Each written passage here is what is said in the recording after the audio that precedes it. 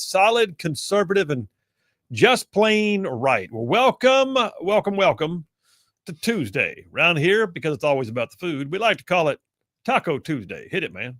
But more importantly, y'all know what today is, right? It's Taco Tuesday.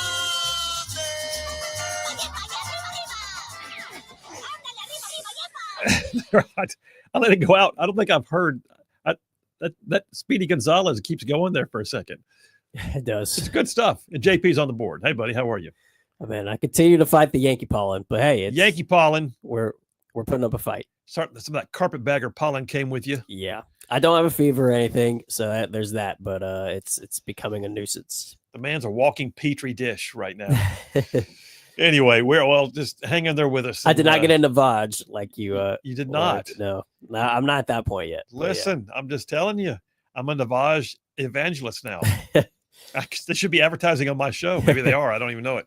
All right. Hey, listen, we got a great show laid on for you. I got a guy calling in at top of hour number 2 named Lincoln Trumps. That's his name, Lincoln Trumps. This kid is amazing. So he is a student, a senior in high school in Lafayette, Louisiana. He's a TPUSA guy. He's won numerous awards. He's even, oh, by the way, spoken at Mar-a-Lago and got a standing ovation for it. And I'll tell you more about him later, but he's going to be coming on beginning of hour number 3, going to get his perspective on what's going on, what's happening with Gen Z, where do we see the Charlie Kirk death going in terms of its effect upon our society and that age demographic. And I think there's nobody better to pursue that conversation with us than, sure enough, Lincoln Trumps. And with a name like that, I'm pretty sure he has to be president. So there's that. So yeah, that's coming up beginning of hour number 2. And then I still got a triple dipper. So hit it, man. The Triple Dipper. 3 stories you've got to know. That's right, the Triple Dipper. 3 stories, 3 themes, if you will, that you got to know as we run today's show. So first out the gate, I'm going to talk about, in conjunction with that conversation with Lincoln Trumps, Gen Z rising. Gen Z rising. I really do believe, I said it the other day, and I even wrote about it, that what we just saw was a generational moment in time, especially for that generation. I don't think the death of Charlie Kirk is confined to any one generation. It impacted me. I'm an old guy, right?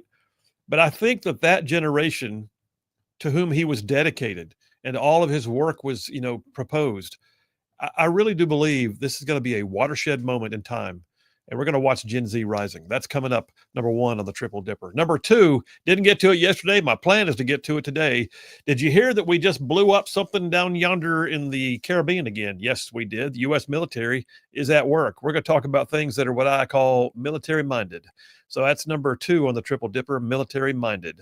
And then number 3, the Attorney General, Pam Bondi, has been getting all kinds of grief because of comments she made on the podcast yesterday that some are saying indicates that she's out there trying to destroy the First Amendment and bring people, to justice for simply having an opinion. Do the Democrats really hear themselves? The bottom line is, no, that's not what she meant. But there is a discussion that needs to be had about how do you deal with all the hate? How do you deal with all the hate? How do you deal with all the sort of disembodied cognitive dissonance that takes place on the left, especially when they can say and do anything they want, apparently? Now, granted, they're going to have a First Amendment right, but we'll talk about how it all plays out when we, as a civil society, have to deal with hate. That's number 3 on the Triple Dipper.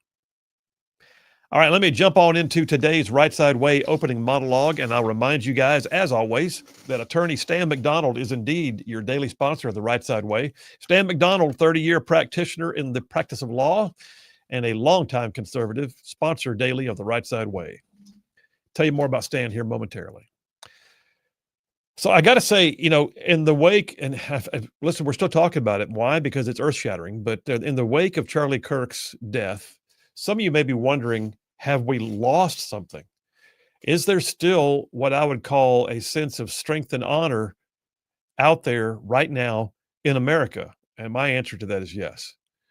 You may recall one of the most epic movies in modern history, Gladiator, with Russell Crowe.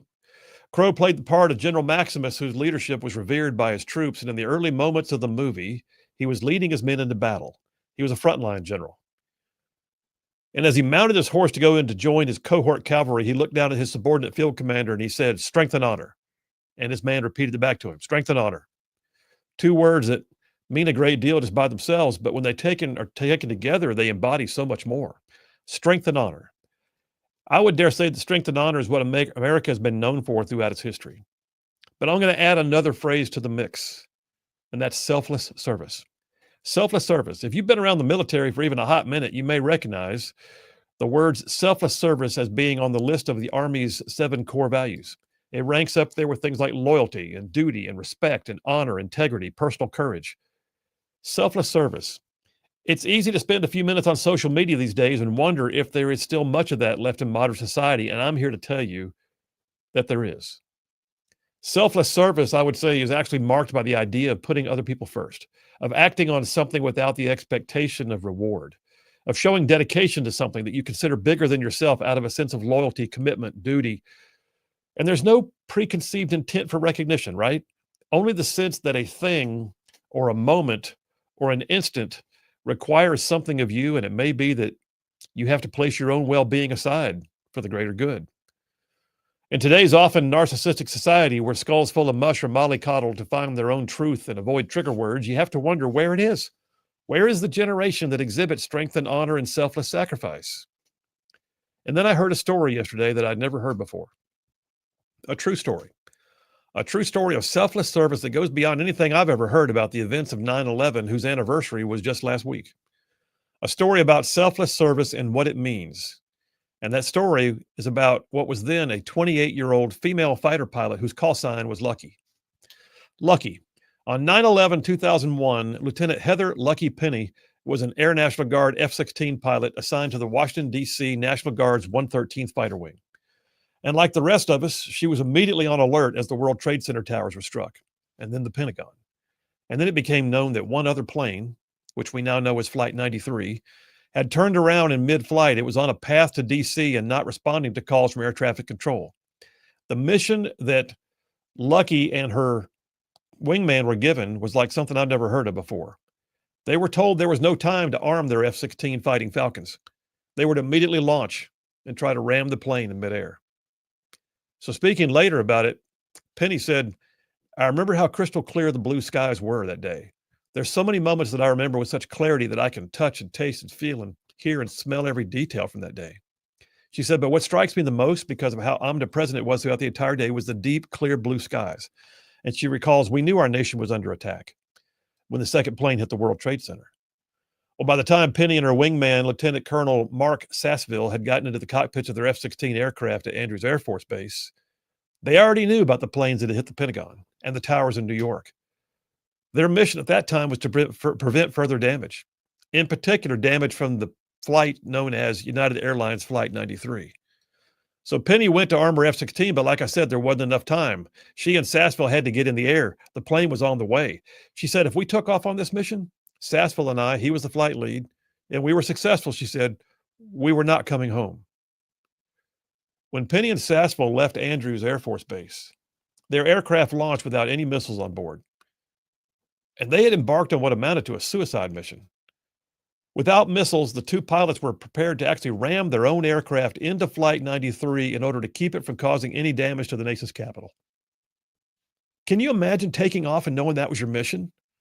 Talk about selfless service. She said, actually, it was her wingman, Sass, who said, "We didn't have any missiles. We were on a suicide mission, and they planned it all out." Sass said he was going to ram his aircraft into the cockpit where the terrorists were flying from. And Penny said her job was to take the tail by ramming her aircraft into the tail of the plane, basically on a kamikaze mission. And they did it without hesitating. Her wingman actually said, Sass said, "We had gotten a call from the White House Joint Operations Center. They could see the picture. They knew that Flight 93 had turned back, and they had basically asked if we had any airplanes that could go up the river, and we said we would do it." In describing it later, both pilots said the mission actually made perfect sense to them. Perfect sense. Perfect sense. A plan to ram another plane in flight at the risk of their own lives, and it made perfect sense. And it was what they were being asked to do. Again, Penny said, "We knew what we needed to do. We knew what needed to be done. There were no tears. The prayers, to be honest, were just, 'Dear God, don't let me mess this up.'" And that's because of how important it was and the potential consequences if we were not successful, she said.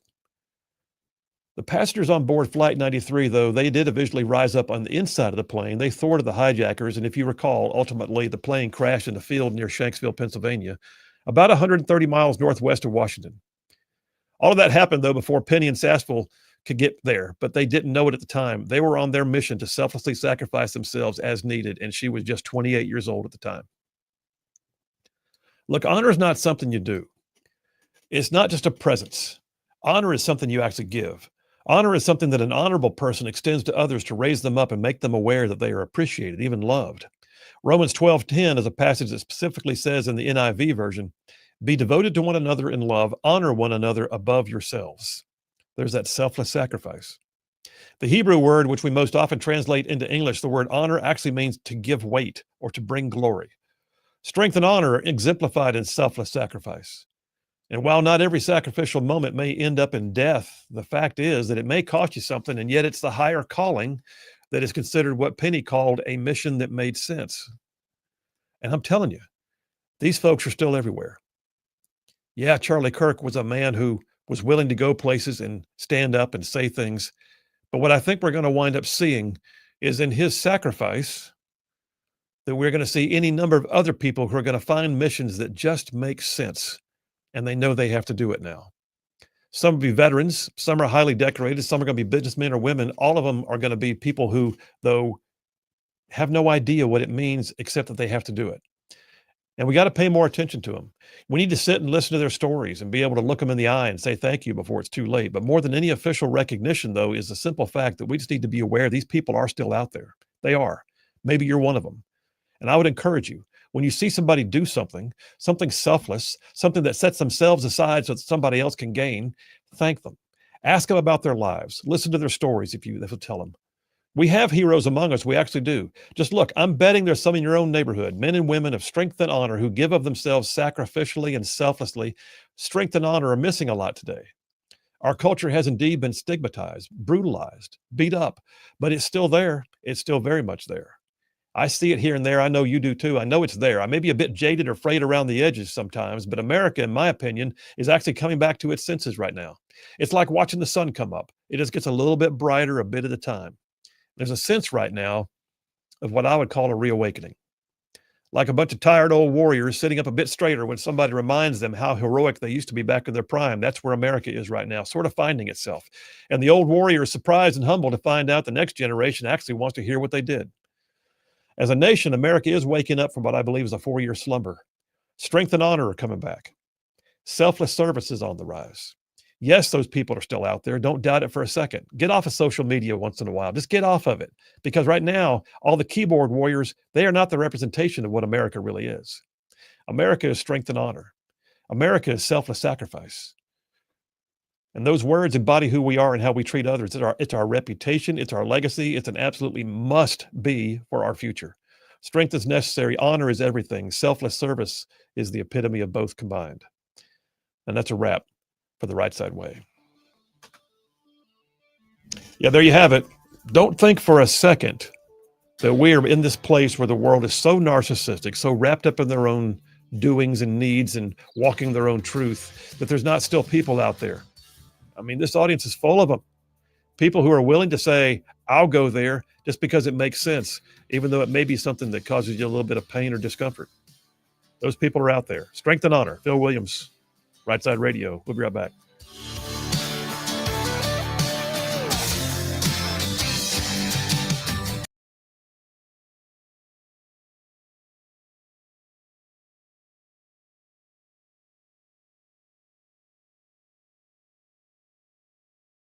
Folks, you're going to love this edition of the Just Right podcast. Listen, Conrad Thompson is one of the most interesting people I think I've ever met. In his 20s, he started a very successful mortgage company, was living the dream, and then somehow or another, he stumbled into becoming what he calls an accidental podcaster.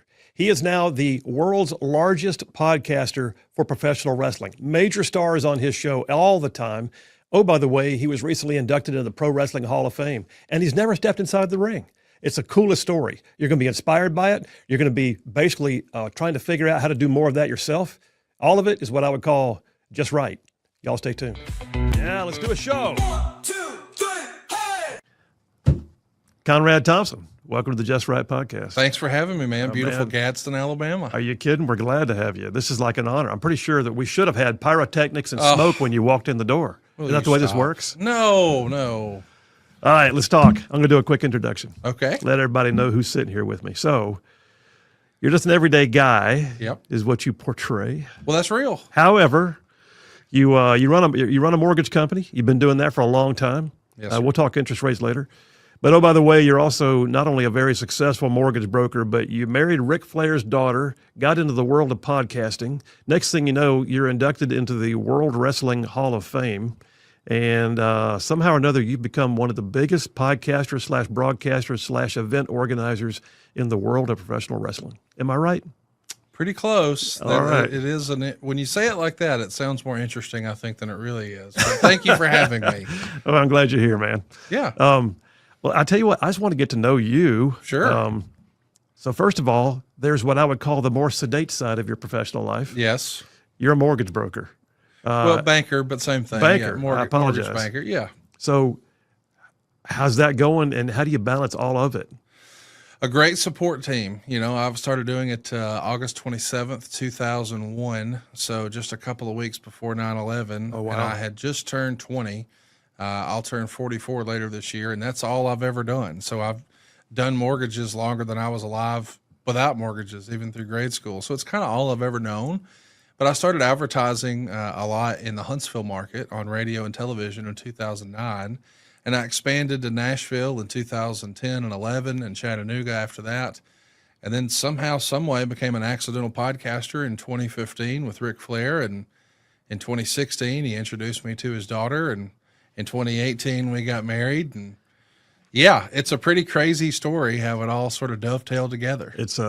I mean, I thought that my life was eclectic, but then I reviewed some of yours as I got ready for today, and I thought, no, I got nothing. Well, it has been an interesting life, but what's interesting to me is that you and I are 1 degree separated, that my best friend in life, the guy who actually performed the ceremony between me and my wife, was a guy who I think you were kind of like his youth pastor of sorts. I was, absolutely. Yeah. Yeah. How fun is that? Casio Kid, shout out. Casio kids, shout out. We love you still. Yes, absolutely. And what's kind of cool is I made the joke earlier that tell him I've still got pictures, but then again, he may come back and say, tell him I got more. I love that. I love that. Pictures when he had hair. That's it wouldn't exactly even look right. like him. He's got plausible deniability. That guy's got hair. That's not me. Hey, listen, so on the mortgage broker side of you still do that though, right? Oh yeah, every day. Yes, sir. I said broker, it's banker. But no difference. I help families get into mortgages. I help people realize the dream of home ownership and then understand that they can reorganize their debt. Like right now, there's a lot of families who are struggling because, as you've probably heard, credit card debt is at an all-time high. Yeah. At the end of January, a report came out that said that America had $1.21 trillion in credit card debt. It's never been that high. No. And if you take a look from the pandemic to now, it's almost like a hockey stick. It's just through the roof. And I think the reason that is because people are hesitant to refinance out of their low-rate mortgages they locked down during the pandemic. Yeah. So they'll say things to me, Phil, like, well, you know, I'm rate sensitive, so I'm not going to refinance at a greater rate. But I almost challenge that, Phil, respectfully to say, how rate sensitive are you really if you've maxed out a credit card at 31%? Yeah. Like once you owe it, it's up to you to figure out how to pay it back. And not only is the interest rate you have on a credit card astronomically high, but the interest you pay on a credit card is not tax deductible, whereas the interest you pay on a mortgage is. So if you could get a cheaper payment and a greater tax deduction, improve your credit score, give yourself more room on that credit card in case something disastrous happens, and lower your monthly payments in the process, how do you lose? But a lot of families just don't really understand that, and they're just taught to think, well, I got a great rate on the mortgage, I need to leave that alone. But it's impeding their ability to take their kids to the movies or go get ice cream or just life. So you've actually done this for a bit. I can tell by the way you verbalize it. It Sure. comes right on out.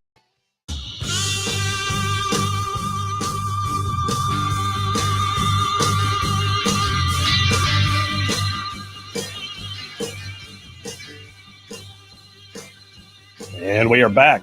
Phil Williams, Rightside Radio, solid, conservative, and just plain right. Just saving the world one soundbite at a time.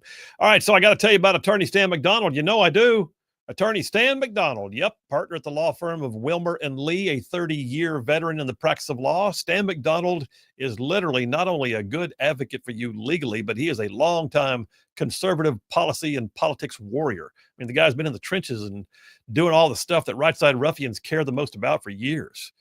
So Attorney Stan McDonald, though, as an attorney, he has represented his clients in literally thousands of real estate transactions over the years. He can stand up for you in any local, state, or federal court. I like to say, if Stan McDonald's on your side, you're going to have no greater friend. Likewise, your adversaries would have no greater foe. So that being said, I'm just telling you, if you need an attorney in North Alabama, you might indeed want to contact Stan McDonald, and I'm going to give you his phone number. You ready? Stan McDonald, the law firm is Wilmer and Lee. He's an America First family man. The number is 256-479-3020. That's 256-479-3020. And tell him you heard about it on Rightside Radio. No representation made. The quality legal stories would never be bad because he's advertising on Rightside. So he must be a ruffian. He's a good guy, and he's a lawyer. Good stuff. Bam. Just like that. Ha! All right, text lines are open. Text lines are open, 833-687-4448. That's 833-68-RIGHT. By the way, we got a comment here. What's that? On the YouTube. This guy's from CGI Joe. He said, does anyone know if that story is included in the Flight 93 movie? The story you talked about in your monologue? I have no idea. I have no idea. In fact, I had never heard it. As many times as I have talked about, read about, or sort of leaned in on the details of things about, Flight 93 or the overall 9/11 day, I had never heard that story about the two pilots who were sent up on a suicide mission and they willingly went. Isn't that a crazy story? Yeah. I mean, can you imagine? No, I can't. Have you ever been to the Flight 93 Memorial, by the way? I've not been to that one. Yeah. We went to that one when I was a kid. My family's up in Pennsylvania. We went there one time when we were up there. It's quite something. The people who give the selflessness, not only just in that story, but the folks who knew that they were not going to survive and still yet followed through and crashed that plane to save others' lives it's amazing. It's sobering. It's yeah. I mean, it really is. And you think about the fact that they became aware that they were on a plane that must be about to do what it, because they were getting their own phone messages in from their families and everything else on the plane. And they were aware that they were on a plane that appeared to be headed back to do something, and they weren't going to let it happen. He said, let's roll. Literally. Final words. Let's roll. Which, by the way, needs to be like tattooed on everybody's arm. Yeah. That's pretty awesome. First Lieutenant Heather Lucky Penny was her name, and her wingman was a lieutenant colonel at the time, who went on to be, by the way, I think a 3-star. I think he went on to be a 3-star and became the head of the all of the National Guard Bureau. Pretty big doings. Lieutenant Colonel Sassville at the time. They called him Sass. Anyway, more of that. We got plenty of stuff to talk about. Phil Williams, Rightside Radio. Y'all stay tuned. We will be right back. And I guess, too, let me ask you this, because I'm going to chase a rabbit for a second. We all watched the economy over the last 4 years, just the cycles of just craziness, 40-year high inflation. COVID pandemic set the rates low, trying to get the economy back, stimulation money being thrown in. Just it was madness. Yes. It was cats and dogs living together. It was all of it. Are you seeing people returning to the table, though? I mean, that conversation you said you can have with people on a regular basis. I do a lot of real estate law. Mm-hmm. You do the other side of it. You're the lender side. Are you seeing people coming back to the table, so to speak? A little bit. I mean, the people who are in a bad place, or life has dictated that they need to make a move. Yeah. So unfortunately, maybe there's a divorce, or a loved one passes away, or there's an empty nester, or someone retires, or they lose their job. Those are the type of people who are making moves right now.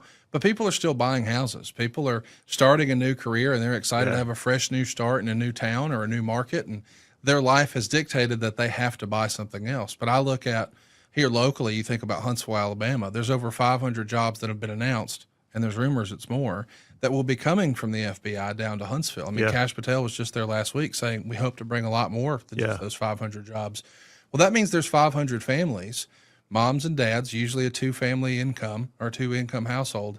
They've now got to relocate their whole life to Huntsville, Alabama. Now, you and I know Huntsville's awesome, but this wasn't anybody in D.C.'s original plan. No. Like they have jobs, like probably only one of those people work for the FBI, but the other person has a job there. They're also going to find out they can buy a lot more house here than they can in D.C. Absolutely. And But some of them never owned a house, and now they'll be able to. But are people going to rush to buy their existing house in DC? See, that's the problem is that's a good they've point. got to sell a house there at the same time everybody else is leaving DC. So now there's more inventory than ever before. Are they going to be upside down? Yes, their dollar goes further in Huntsville than it does DC. But if they've still got a mortgage hanging around up there, boy, it's a real challenge. So we've got to get some sort of relief with interest rates. I believe this firmly.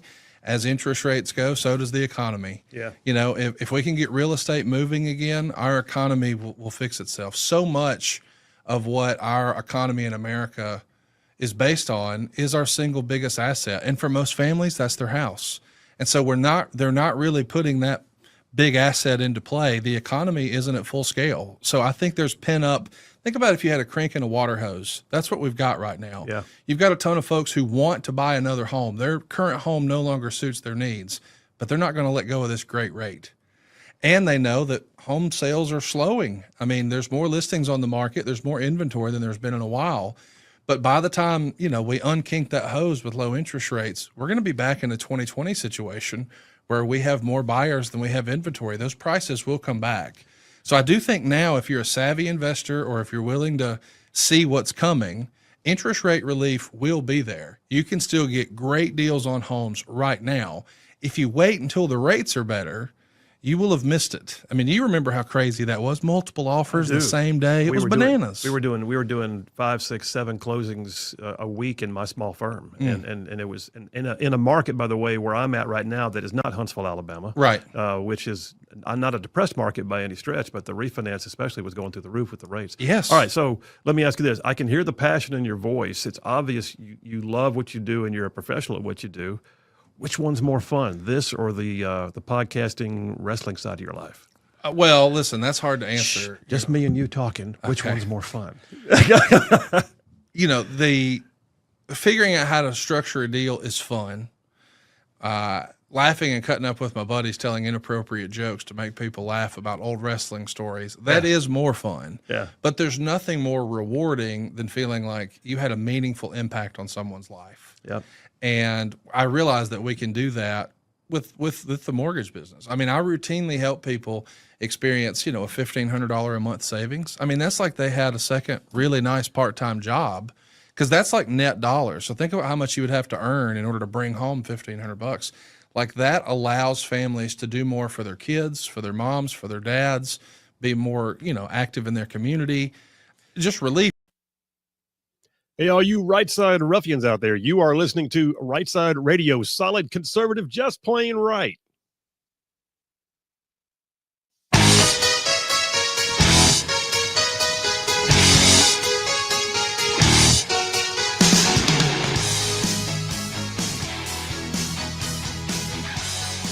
And we are back. Phil Williams, Right Side Radio, solid conservative, just plain right. Just covering down on some major ground across the southeast U.S. of A. Y'all, talk about this show. Y'all, this show goes like from Huntsville back over to Chattanooga. I'm talking about from Tuscaloosa back over to Gadsden. I mean, all the way down to that loveliest little village on the plains we call Auburn, straight across the line. From there to what we call, once again, Fort Benning.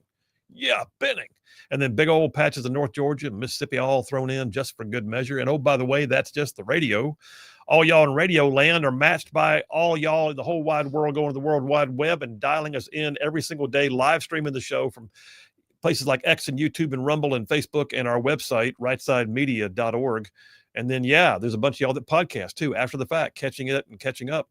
I will just say this. I say all that because we can see when people log in, when they do things, and basically wherever you're catching the show, hear me say we appreciate it.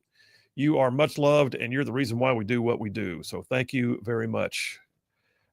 Text lines are indeed happening right now. So let me see what we got here. I got several. Jeff from Indiana says, Phil, I'm appalled that interceptor aircraft on the flight line designed to protect the Capitol were unarmed. It was going to cost those brave pilots their life because of it.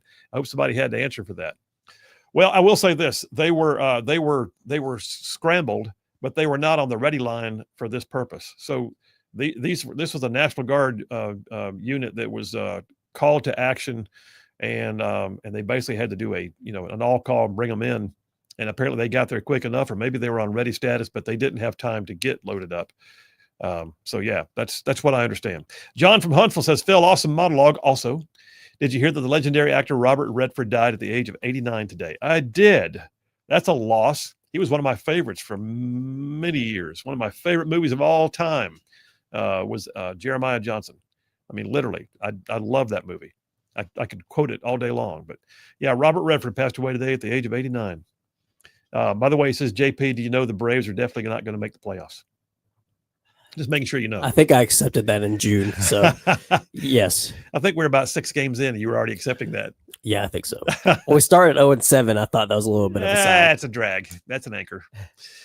John M. from Huntsville says, the story about Lucky Penny gave me chills. Thank you for sharing it. Thank you, John M. We appreciate you, man.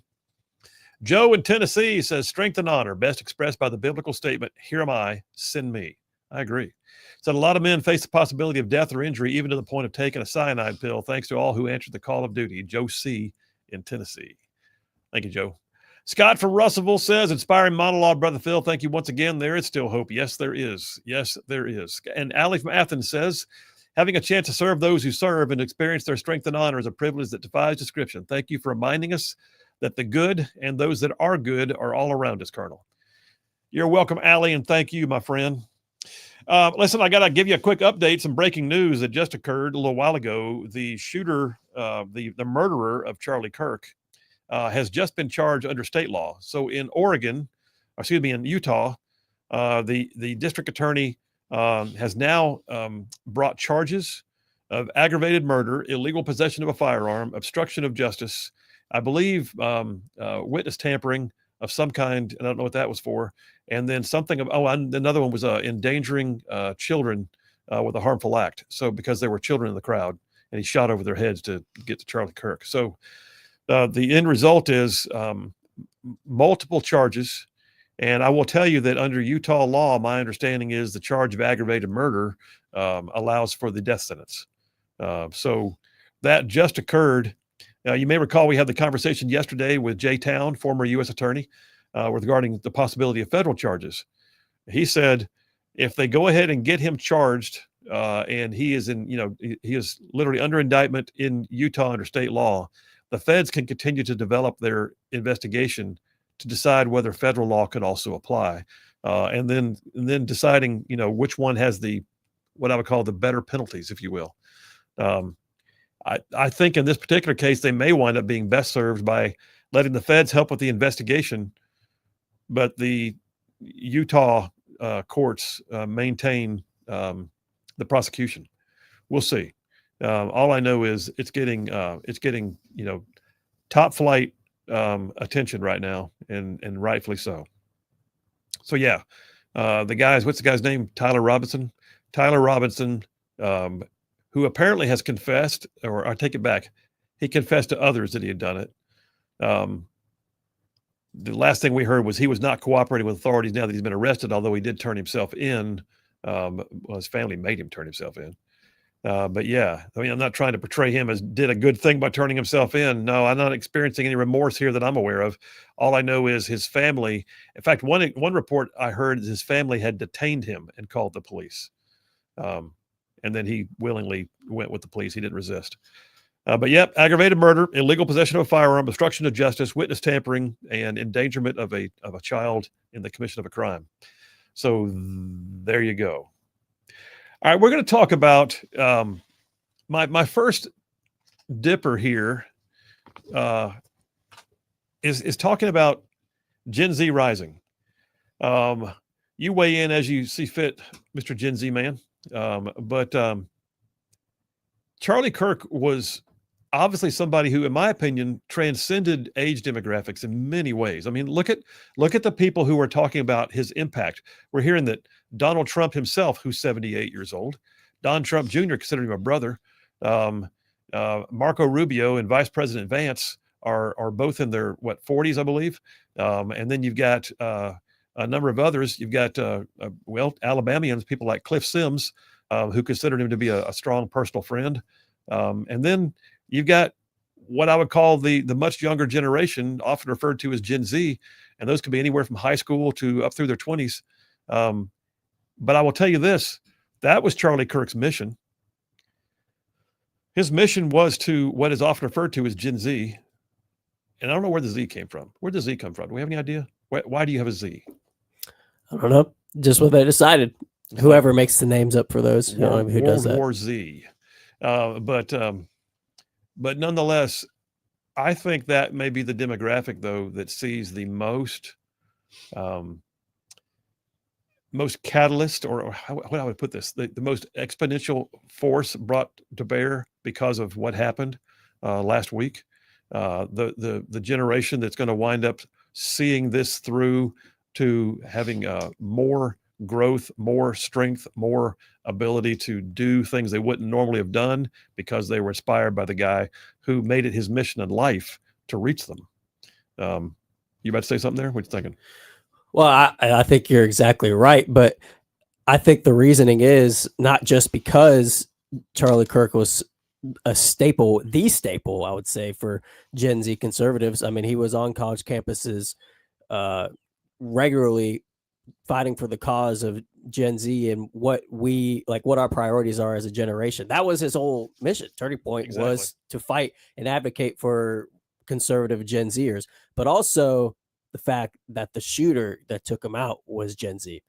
I think it's because we know what is happening to the liberal Gen Z, the liberals of our generation. They're being more radicalized to violence. So now I think the Gen Z conservatives know that the fight that is on our hands has now just been taken up a notch by the liberals of our said generation.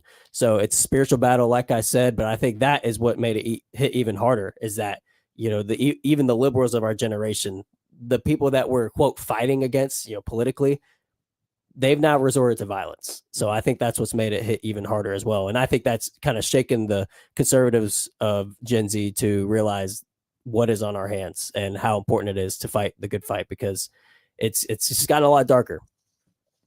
Yeah, got a lot darker. There's a great way of describing it. But I also think that we're starting to see a lot more light coming out of it. Yes, exactly. The people going back to church, the people, using Charlie Kirk's death, not to let it go to waste in the sense of it, where the Gen Zers are using it to go back to God. I think that's the best outcome from it. And we're going to have a conversation with a guy who is involved with TPUSA, who has met Charlie Kirk personally, who even spoke at Mar-a-Lago at a TPUSA gala event. And got a standing ovation, I understand. But I've got a couple of articles here that I wanted to touch on, because I don't think we need to understate the extent to which, and I hate to keep branding, but Gen Z, just to be able to have a way to describe who I'm talking about.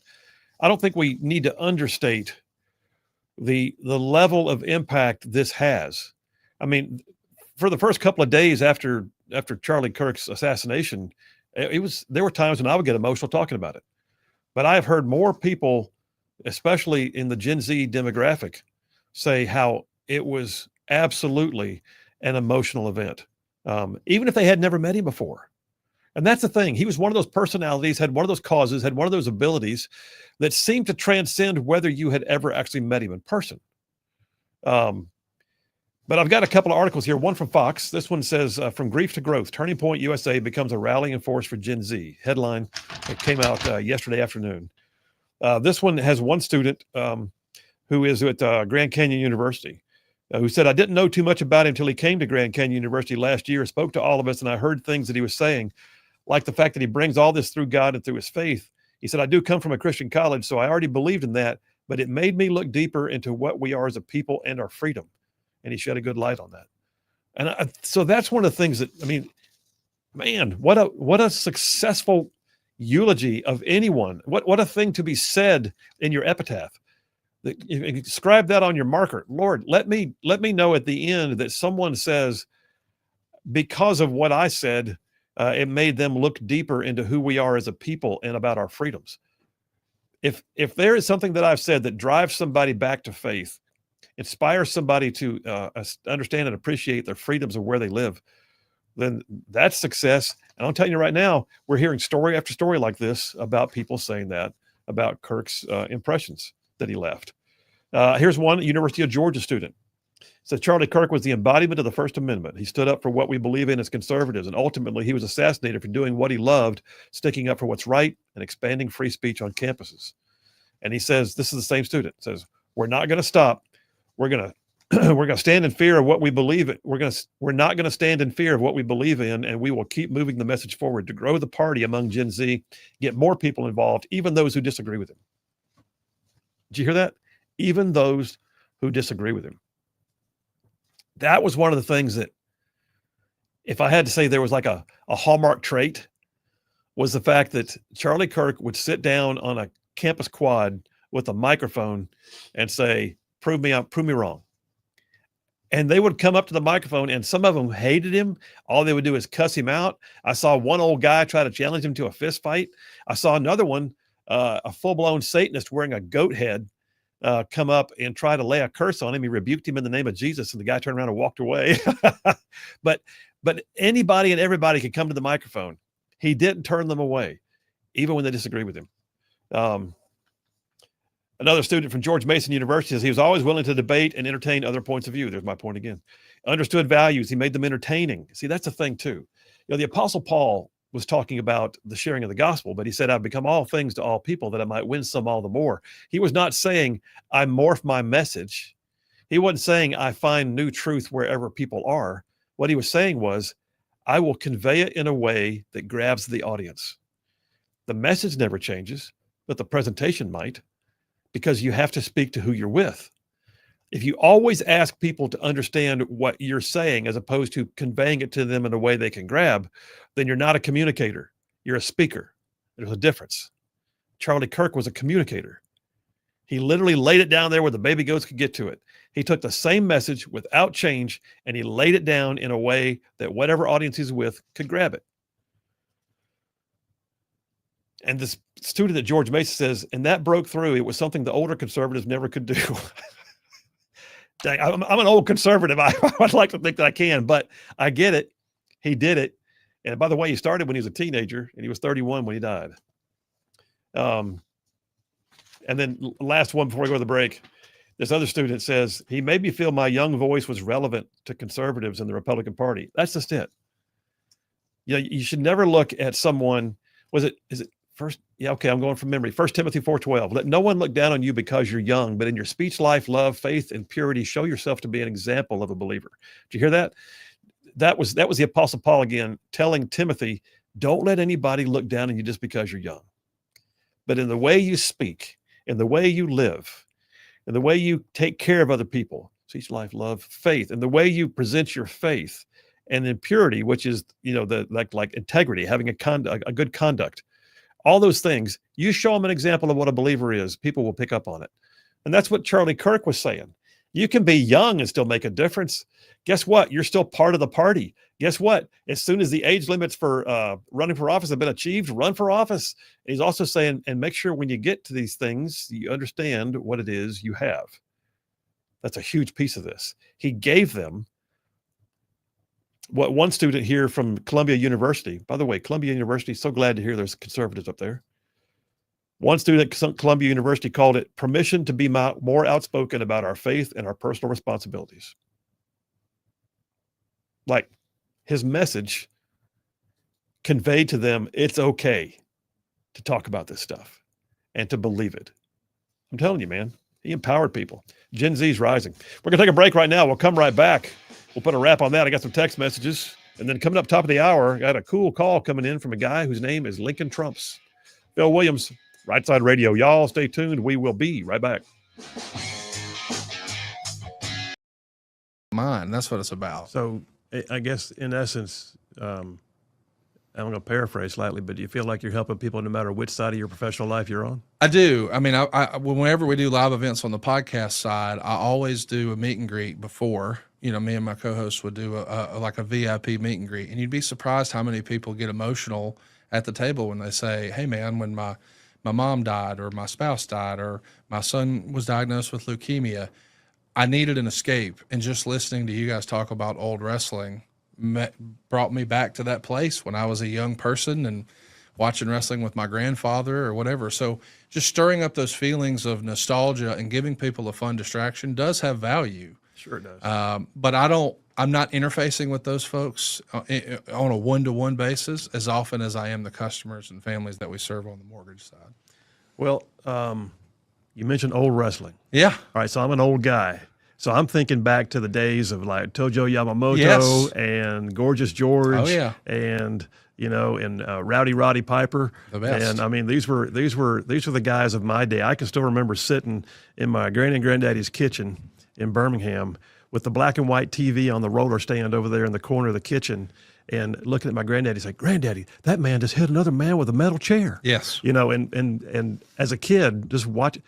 In fact, one of the funniest ones to me was Tojo Yamamoto used to do a commercial for a bed company, and he would jump on the mattress as proof that the mattress could hold up his weight. I love it. And then they would come back and they would say, "And if you don't buy from so-and-so bedding town, Tojo wants to know," and he'd come on and go, "What's the matter, you?" And that was the whole commercial. But that whole culture was built around those old guys. Yes. But over time, it became far, far more than what we used to watch in the small arenas on the black and white TV. Yes. I mean, it's a multi-billion-dollar sport now. No doubt about it. It continues to get larger and larger too. I mean, WWE is experiencing their greatest success ever right now. And a lot of people are really impressed with that, considering it's happening sort of post Vince McMahon. He's sort of like the Walt Disney of the pro wrestling world. And now that he's out of the picture, I think a lot of people were keeping an eye on it, wondering, what does this look like without Vince McMahon? And we found out it's a hugely successful publicly traded business under the TKO banner. Nick Khan and Ari Emanuel and Mark Shapiro, they're printing money for WWE right now for sure. Yeah, absolutely. All right, so you're a mortgage broker guy. Yep. I keep calling it that. That's all right. You're a mortgage guy. Let's just do mortgage guy. You're a mortgage guy. That's what I call myself on Twitter, Conrad the Mortgage Guy. Okay. Yeah. So Conrad the mortgage guy meets Ric Flair. Yep. And then now you're married into the Flair family. Well, not exactly. Okay. She was Ric Flair's daughter. Now she's Conrad Thompson's wife. There you go. Play that for his kids. No, I'm just saying realistically, I'm not Conrad Flair, but she is Megan Thompson. That's perfect. Yeah. So No, she that's joined good. my family, and we're delighted to have her. But yeah, it's sort of a happy accident. I met Rick at an autograph event in Rome, Georgia, of all places. And that was in, I believe it was November of 2013. And sadly, he had lost his son, Reed, to an overdose in March of that year. So he was in a challenging headspace, but we quickly headed off. And he was looking for a friend. And respectfully, he was looking for a friend to go drinking with. And so I signed up to do it. And one of my friends said, "Hey, man, how many times are you going to drink beer and watch sports with Ric Flair?" And I said, "About as often as I can, I guess. That sounds like fun to me." So that's what we did. And so we just became drinking buddies. And one day, I think we were watching the NFL draft. He said, "Hey, what's a podcast? Can you make any money with a podcast?"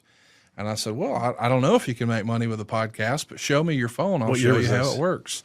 That was 2014. So before podcasts were even cool. Really? Well, I guess, yeah. CBS had reached out to him and offered him a podcast. So in 2015, he launched Woo Nation on Play.it, which was a CBS platform. And he would go into the radio station on Peachtree in downtown Atlanta and record his podcast. And he got nervous 2 days beforehand. He said, "Conrad, it just feels weird, me just being alone in a room talking to a microphone. I get that. Will you come in to the studio and just let me, you ask me fan questions?" And I said, "Sure." So I thought, man, I don't know how many people are going to hear this, but I don't want to embarrass myself. So I did a lot of production notes, and I walked in with notes for he and I had things bolded and highlighted and all that. Yeah. And the people there at CBS said, "Hey, who is this guy and why is he here?" And Rick said, "Oh, he's just going to sit in this episode and ask me fan questions." But at the end, CBS said, "Can you go back next week? That was pretty good." So I became an accidental podcaster. It wasn't the plan. But about a month in, I realized, I've been spending like $100,000 a month on marketing in Nashville, Huntsville, and Chattanooga to promote my mortgage company. But people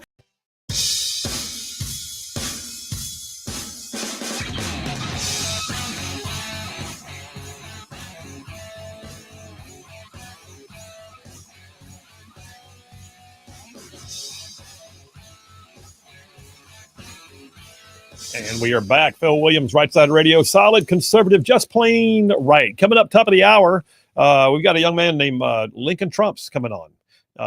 He was connected to me because he's related to a good friend of mine. And it turns out this guy is a solid TPUSA, young conservative, inspired by Charlie Kirk, actually winning all kinds of awards, even spoke at Mar-a-Lago, got a standing ovation for it. So we'll talk to Lincoln Trumps here in a few minutes. I will tell you there's a breaking news right now on the internet.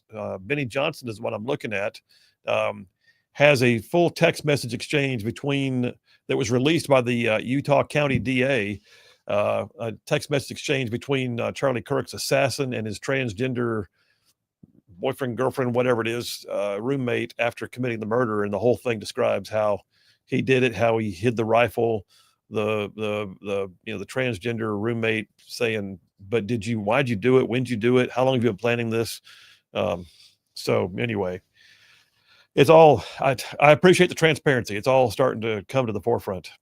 Kano from Layton, Alabama says, I listened to the press release. They are seeking death penalty. Witness tampering is for him telling his roommate to retrieve the rifle and also telling his roommate to not talk to police. Aha.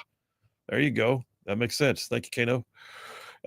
Brian from Harvest, Alabama says, I would identify myself as a pretty cold person. And the Thursday after just watching videos, I broke down and cried. Wow.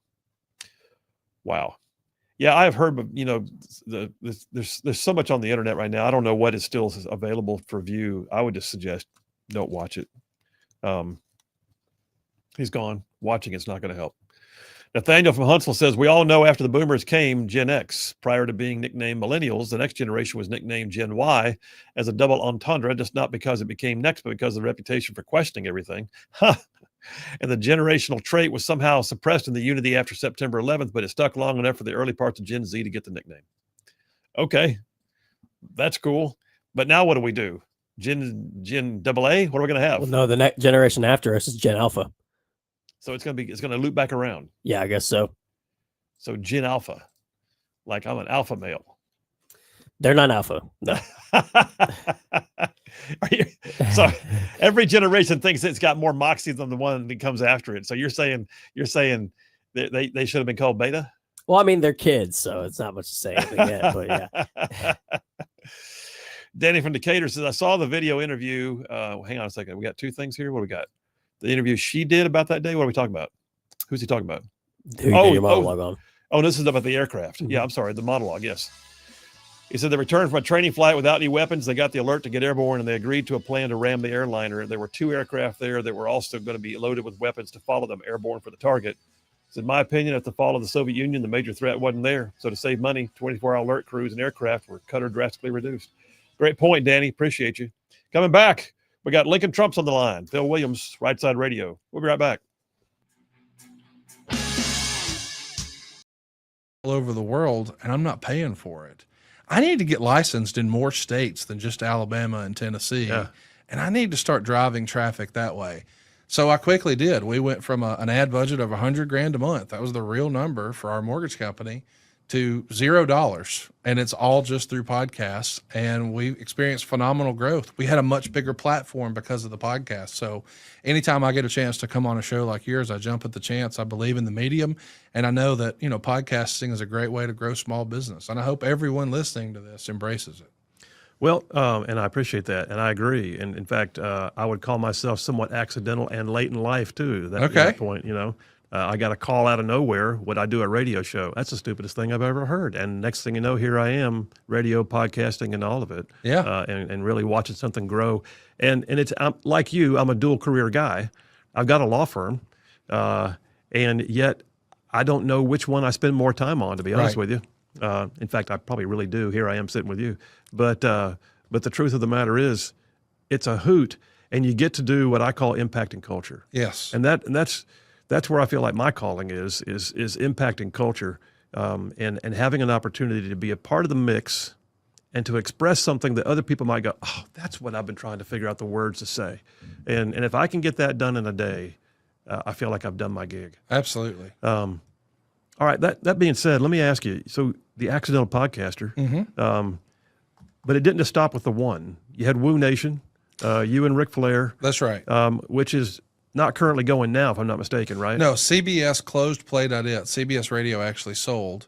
So when they sunset that, Rick and I had already decided, hey, we can monetize this and sell this better on our end if we just take over sales and everything. At that point, we were quote unquote just talent. But I, as an entrepreneur and small business owner, I was like, I think there's more money to be made if we just control it all. Yeah. So I pitched him on, let's just launch our own show independently. And my buddy Dave Green, who I met because he ran the Cumulus Cluster in Huntsville, which features one of your fabulous shows on WVNN, he had moved back home to St. Louis. And I reached out to him and I said, hey, do you think you could represent me as our ad sales guy?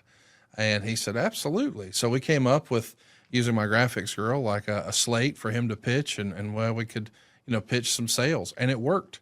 So the success of the Ric Flair show, which we launched, and somehow it debuted at #1 on the sports charts. I said, hey, you know what? This is great, but I sure would like to get some more of those leads the other 4 days of the work week, because I had been used to advertising my mortgage company through the radio Monday through Friday with live ads, because I would call into the station and say what's going on and tell today's success story or what have you. So I thought I need to build more shows. So I had, through a different project, I was doing some recruiting in Nashville, and I wanted to shoot a campaign targeting guys who had worked in the auto finance industry. They understand sales, they understand interfacing with customers, and they understand finance. So I thought these guys are natural to do it in the mortgage business, but a much better quality of life. Anybody who's worked in the car business can tell you it's just a grueling grind of a schedule. So to be able to get back more of that time and perhaps earn more money, I thought, hey, this is a home run. So I reached out to a former WWE producer who had produced a bunch of their stuff through the years for guys like The Rock or Stone Cold or The Undertaker. And I said, help me come up with a compelling commercial. So we worked on it for the better part of a week. And near the end of one of our shooting days, we're just collapsing on my couch at the house like, whew, what a long day. And as we're just shooting the breeze, I said, hey, man, what happened when? And I asked a very specific wrestling question.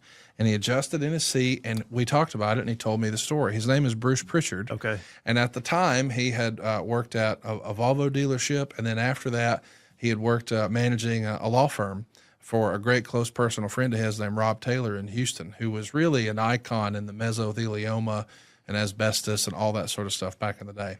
Anyway, I'm saying all that to say he thought he was completely done with wrestling, and wrestling was done with him. But what I heard that day, I was convinced at the end of that conversation. I said, Bruce, we should do a podcast. You heard the institutional knowledge. And he said, well, who wants to hear me talk? And I go, dude, every wrestling fan would be riveted by what you just said. The only trouble is we didn't record it. But if we would have recorded that and posted it, it would be the most viral wrestling podcast there is. Well, eventually I convince him to, let's just record a few for fun. How long was the eventually? How long did it take to Maybe 3 weeks. Really? Yeah, because he had just, the way it actually happened is he had just launched a t-shirt store on ProWrestlingTees.com. So the idea would be if you were no longer contracted by WWE, but you still had a little bit of name recognition, think like $1 Million Man Ted DiBiase. Yeah. Then they were selling shirts that looked like the $1 Million Man's jacket. It's just a black t-shirt, but it looks like it. So it's just a fun, if you get it, it's retro wrestling, you get it. Well, he had some for his brother Love character that he portrayed in 1988. And I said, here's the thing. I can sell some mortgages. You can sell some t-shirts. What's the downside? So we started doing the show, and before we knew it, we were getting hundreds of thousands of listens on every episode. How cool was that? And what's interesting is the day that show debuted, and that's really the one that put us on the map, and we won Sports Illustrated's Podcast of the Year and all that other stuff. That show debuted on the very same day I had my first date with my now wife. No so kidding. It's a pretty important day in the history of my life. Remember the date? August 3rd. Okay. August 3rd. Don't go down that road and not name That's the date. right. That's right. That's right. Well, that's very cool. And so how long did that one run? It's still going now. Oh, that's the one that's still going. What's interesting is we started in 2016, in August of 2016, and by February of 2019, Vince McMahon had called and hired him back to work in creative. And as we're talking now, he's the executive vice president and creative director of WWE. So depending on who you ask, he's one of the most 5 or 6 most influential people in wrestling.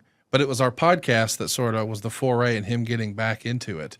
So with the success of the Bruce Show, I said, hey, that was the WWF side of things. What if we did one for their biggest competitor, WCW? And I reached out to Tony Schiavone, who was on TBS from 1983 until 2001. Yeah.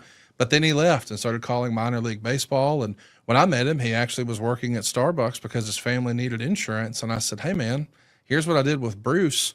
I think, we could make some money here and raise the profile for you if you were interested. And the timing was perfect because he had just found out his daughter was getting married. He had a new wedding bill coming, and he's like, hey, let's do it. So we made a gentleman's agreement. I'll sell some mortgages, and I'll let you keep all the ad revenue until we get this wedding paid for. Well, when it was done, we just kind of assumed, well, is that the end of the podcast? And we did a podcast from the wedding reception where we announced, no, we're not canceling the podcast. We're going to keep it going. Well, when Tony Khan, whose father owns the Jacksonville Jaguars, decided he wanted to open his own wrestling league, he was a big listener to our podcast. So You just said solid, conservative, and just plain right. Well, welcome to hour number 2 on a Taco Tuesday, because it's always about the food, y'all. Yeah, so we're finishing up this discussion. I called the first dipper of the show today Gen Z Rising, and I really believe that's the case.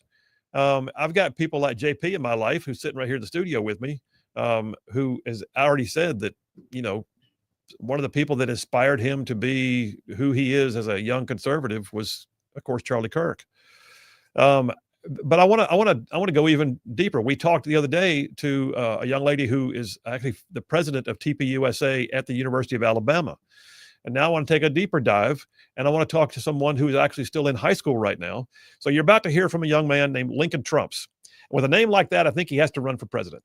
Lincoln Trumps. He's a senior at Lafayette High School in Lafayette, Louisiana. He founded a Turning Point USA chapter right there at his high school, and there's not as many high school chapters as you might think. There really aren't. So he's founded one of them, and it's known. He had the honor of speaking at the TPUSA Winter Gala at Mar-a-Lago.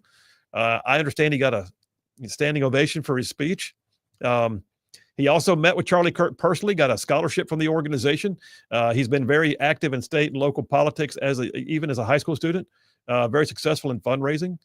He's in Model United Nations. He's a member of Louisiana's Youth Advisory Council, president of his Lafayette High speech and debate team. He just won, by the way, the Ronald Reagan Oratory Award, and he's heading to California for the Nationals on that. So without further ado, that's a long introduction, but it was worth it. Lincoln Trumps, how are you doing? Hi, I'm doing great. How are you doing? I'm good. Thanks for making time for us, man. So listen, first of all, your name is Lincoln Trumps. Does that mean you're going to run for president? Is that really what's going to happen? In the typical fashion of politician, I'm going to avoid committing myself right now. That's fair. Good enough.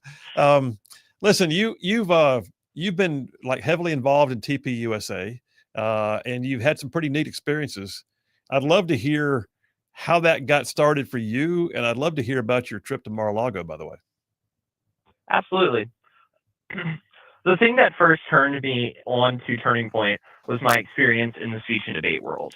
And coming from the state of Louisiana, when one wants to actually participate, you don't necessarily expect to wake up and see the worldview like that you see up in New York, of where you see on very elite college campuses, where critical race theory, where kind of the woke ideology and intellectual sentiment is commonplace.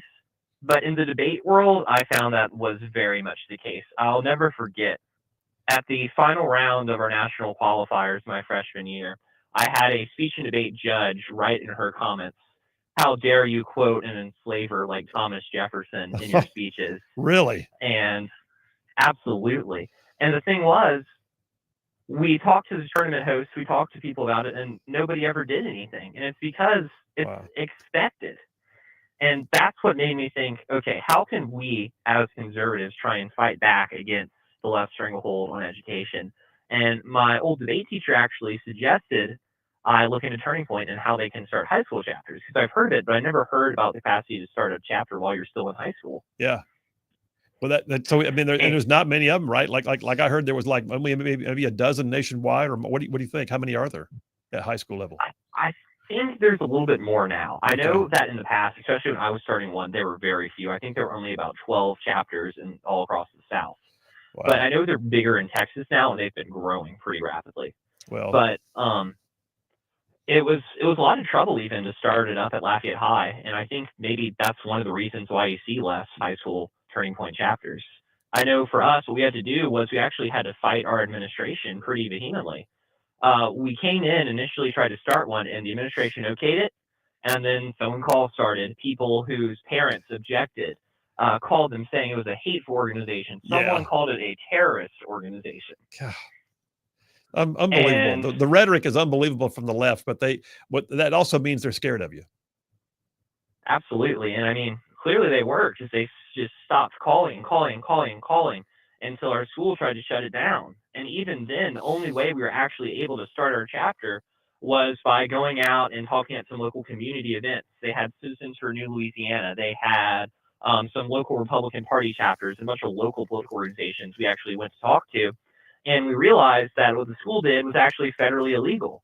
There's something called the Equal Access Act of 1984 that says they can't discriminate based on political viewpoints if you're starting a club. We have a Bible study club. We had a gender sexuality alliance. And if they have those clubs, then they're obligated legally by the federal law to allow a Turning Point chapter. And so we had to fight even to have those rights allowed by our school. Well, good for you. And so you've been up now for what, a few years, 2 or 3 years? Yes, sir, about 3 years. That's great. So you went to Mar-a-Lago. I think TPUSA had what, like a winter gala, and you were one of the speakers there. Tell me about how that came about and what it was like when you were there. So our advisor for Turning Point, our local advisor, said, Lincoln, you have a good story of having to fight with your school administration, get this club started up. And so she suggested I try out for Turning Point's Campus Warrior Award, which is the award they give to one college and one high school student nationwide for their ability to effectively motivate people to get out and turn out and start other chapters up and essentially be part of the movement. And I was lucky enough to go through the interview process there and actually win the award. Wow. And I was able to go to Mar-a-Lago, and it was one of the greatest experiences I've ever had. So you got down to Mar-a-Lago. I mean, you were basically a sort of a celebrity for the moment there. But when you gave your speech, how big a crowd were you speaking to? Oh, several hundred people, and it was some big names. I know they had Carrie Lake there. They had James O'Keefe, and of course, Charlie Kirk himself was there. Yeah. It was really an incredible experience, and one of the things that I will always keep with me from that was the fact that every single person we met there was genuinely nice. Yeah. It was the fact that every single person that we met there was a Christian. Every single person that we met there was someone who had a good head on their shoulders. And my grandmother came with me, and one of the things she kept commenting on was the fact they kept offering, alcohol and everything there. And, half the people there just didn't drink because they thought it was bad for you and things like that. And I just don't think you'll see that level of, self-control at many other places. No kidding. So you got a chance to meet Charlie Kirk personally. What were your impressions of him in person? And was it one-on-one or just in a group? Unfortunately, I never got to talk to Charlie very extensively one-on-one. And, okay. But I did have the chance to kind of corner him for a little while at the actual gala. And what was really cool about that to me was we had talked a little bit about books, and that I said I'd only ever read one of his books. Well, about a week after we got home, that was really what most of our conversation consisted of. I got a box in the mail, and it was about 6 or 7 of Charlie Kirk's books that he had published, and they had been sent to me with a note.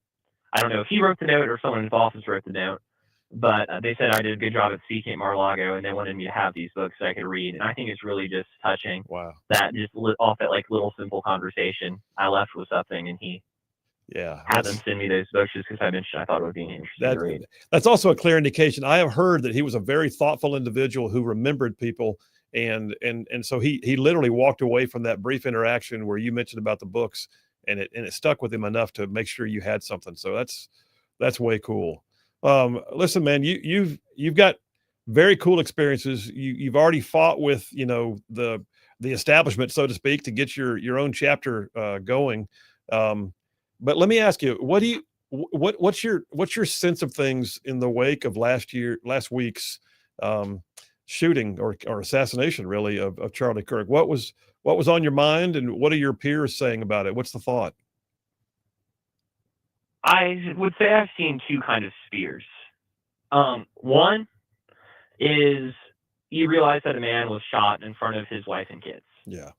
The other is you blame, you deflect, you point up a bunch of irrelevant stuff, try and downplay the fact that he was murdered in cold blood for his political opinions. And I saw the first sphere just a few days ago, actually. I went to one of the vigils that was being held for Charlie at LSU, Louisiana State. And while we were over there, it was packed. Every seat in the auditorium was taken, not just by college kids, but by high schoolers and even younger kids, too, who wanted to come out. And they actually had Speaker Mike Johnson, who came, and he talked a little bit about Charlie Kirk as well as the governor. And I think that was a really touching example. But on the other side, and this is something you see especially on social media, is saying, okay, this guy who at the time we knew absolutely nothing about, and even after they revealed he was living with a transgender romantic partner, accusing him of being MAGA, or saying on Instagram or social media, saying they're turning on their own, or this is just another example of far-right terrorism. Yeah. And just deflecting, or they'll point out some Charlie Kirk quote where he says that on occasion, in order to protect our rights, it is an okay trade-off that some people die. Or they'll just bring up things about why do you care about Charlie Kirk if you're ignoring Gaza? And it's just all this hateful rhetoric that's, I feel, is kind of being drawn out. And even if it doesn't say Charlie Kirk deserves to die, I think it's very telling when you have large groups of people who are coming out and talking about everything except the fact that he was murdered because he was exercising his right to free speech. Yeah, that's a great encapsulation of the moment there, and you're right, it's still going on. But so let me ask you this: we got about maybe 3 minutes left here. What do you anticipate that his loss does for the movement that he was the founder of? Because I mean, I think his death is something that has hit multiple generations. But we were talking on the air earlier before you came on. But yet at the same time, his mission was your generation.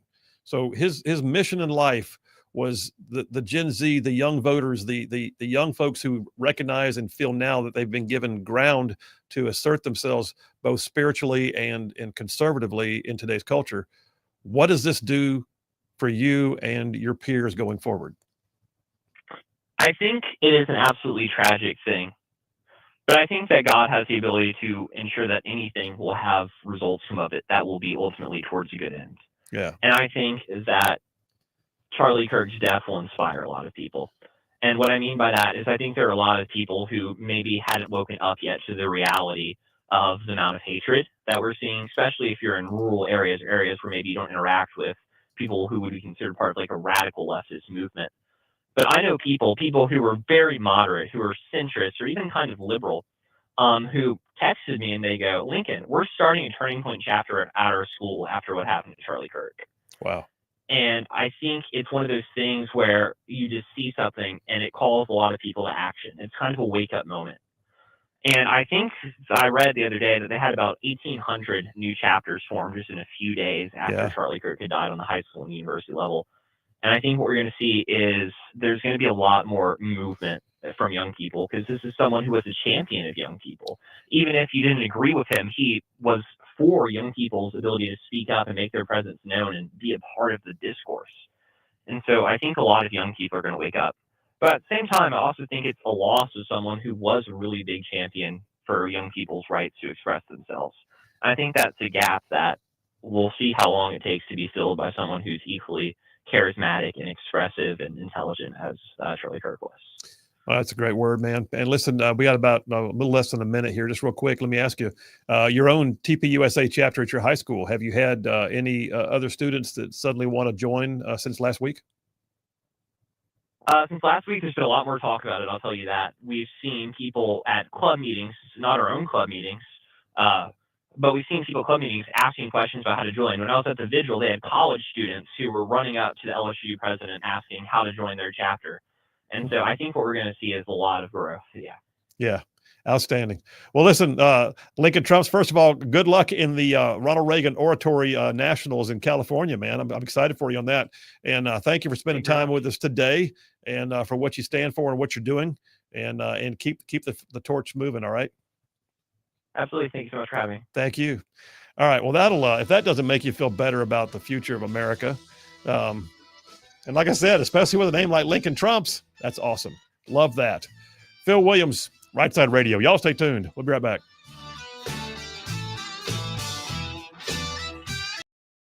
Out and said, "Can you get me in touch with Shivani? I want him to do what he's doing for you, for us, So now every Wednesday night he's on TBS, and every Saturday night he's on TNT. Isn't that Tony cool? Schiavone's back in wrestling. So Isn't that cool? It's super fun. It's just amazing. And you know, you call it the accidental podcaster. Yes. I'll be honest with you. I don't think anything's an accident. I agree. And I don't think anything about what you described was accidental either. It's obvious your entrepreneurial spirit keeps kicking in. Oh yeah, I'm having a blast. Well, that also comes out. Let me ask you this: podcasting ain't where it stops. No. 'Cause now you got a thing called Starcast. That's right. So Starcast is like legit and brings in people from all over the world. And Comic-Con for wrestling. there you go. I mean, it's literally it's a conference. It's multi-days long, and it brings in all the personalities and the crowds. And you just had one, didn't you? Or did you? Or We've got one coming up. Coming up. That's right. This July, and right next to where the Cowboys play, it's actually where the Rangers play at Globe Life Field. There's a hotel right in that Well, how same did this start? parking You went lot. from podcasting, and now you're doing conferences. What's the genesis of that? Well, it's a great story. The major league in wrestling for years and years and years, since 2001, had been WWE and pretty much WWE only. And the leading journalist, we'll call it like what Mel Kiper is to the NFL draft, in the wrestling space, his name's Dave Meltzer. And he has a newsletter called the Wrestling Observer Newsletter. And Dusty Rhodes, another famous old school wrestler, Oh yeah.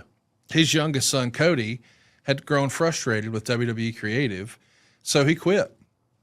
Probably a $500,000 a year job, and bet on himself, saying, I think I can do better outside the tent.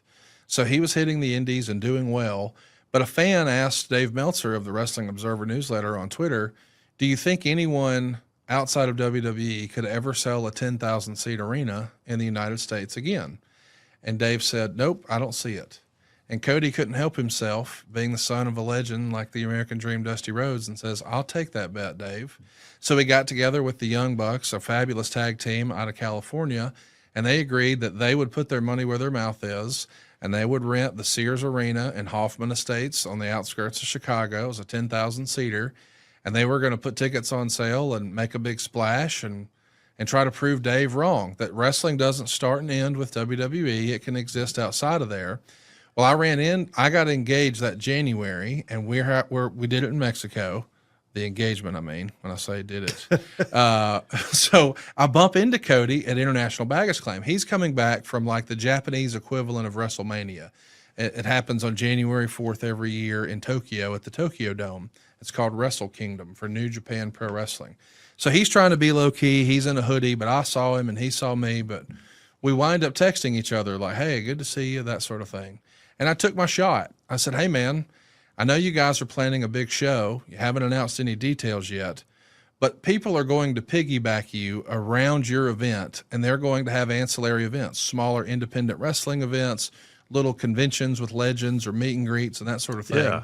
What if you just co-opted me and I created like a convention based around wrestling podcasters? So you would sort of co-opt all the media and coverage for your event and make it feel bigger. What year are we talking about? 2018. Okay. So we could do, weigh-ins and press conferences. And I just want to make your event feel bigger than just the one, hey, we're going to the arena for this 3-hour event and that's it. Let's make it a whole destination for wrestling fans for the weekend. He loved the idea. I asked that I put it on paper so he could show Matt and Nick of the Young Bucks.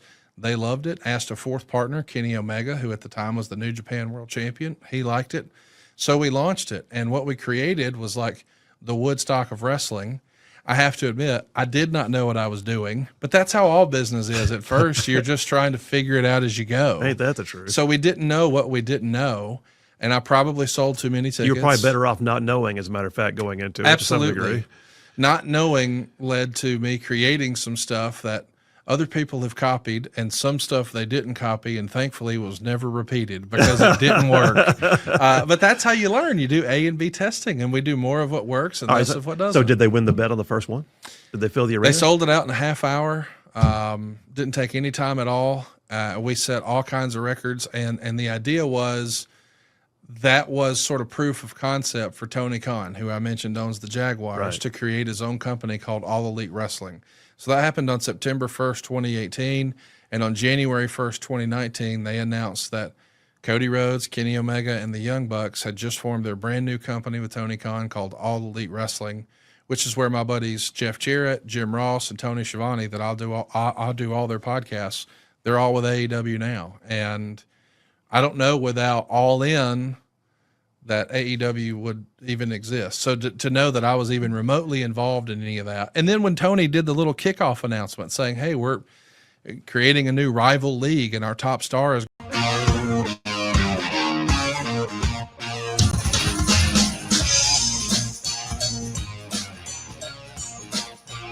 And we are back. Phil Williams, Right Side Radio. Solid conservative, just plain right. Like saving the world one soundbite at a time. So listen, we have been endeavoring to make sure that we are catching all aspects of what I would call the age demographic or the Gen Zs that are affected, especially by, I say that it affects me. I'm an old guy. I'm the graybeard. All right. So I'm sitting here. I feel like I've just been as affected, but I will say this. It does not take away from the fact, though, that the Gen Z demographic was Charlie Kirk's mission in life. That was his passion. Was Jesus first. Conservative values are awesome. Get hold of it, Gen Z. And he went at it with such amazing aplomb that he was super effective. So you've had time in his 20s to hear from JP at length. You've had time to hear a college student who's a TPUSA chapter president at University of Alabama. And you just heard from a guy named Lincoln Trumps, who is a chapter president in a high school, which is rare, by the way. They don't have many of them in Louisiana. Very cool. Very glad. You got anything on that? All right. Jenny from Decatur checked in on newsletter. Oh yeah. So Jenny, by the way, thank you very much for that. And by the way, I think Jenny, you have already applied once before. So check your spam box, make sure it came through in case you're not seeing it. But her doing that reminds me, if you're not getting our daily Right Side Report email newsletter, we'd love to get you on the list. Listen, we got thousands of people every single day who it drops in their inbox, and we don't sell the list and we don't spam you, nothing like that. We literally just send out the Right Side Report once a day. It has some of the advanced stuff that we're working on, gives you an idea what's going to be on the show that day, gives you links to our different podcasts, all of it in the Right Side Report. All you got to do to get on it, if you're not already, is just text the word newsletter to our text line, 833-687-4448. That's 833-68-RIGHT. Text a single word, newsletter, and you'll get an automatic reply back that tells you how to sign up. And it'll start dropping in every day. Brian from Decatur here says, what is frustrating is to know that most of the people that listen to this radio station will be dead and gone before this waste of carbon will ever be hanged or face a firing squad. If a Democrat president doesn't come into power and commute his sentence in the meantime. Maybe so. I can't say. It doesn't mean we're not going to press forward for justice, though. And I think once there's a conviction, that'll be it. And oh, by the way, the Democrat president can't commute his sentence if he's in a red state under state law. So yeah, you won't get a Joe Biden on it, but you might see this thing move forward under the death penalty under state law, which is where it sits right now. I don't know that we're going to see federal charges. We may or may not. There are some reasons to believe that if it's classified as a hate crime, which it is, that could be federal. If it's internet based in terms of the conspiracy, that could be federal. And then there's a few other grounds under which they might morph it to a federal. But right now, it's all state, and a future Joe Biden, who we pray never happens, would have no say over that. Phil Williams, Right Side Radio. Y'all stay tuned. We'll be right back.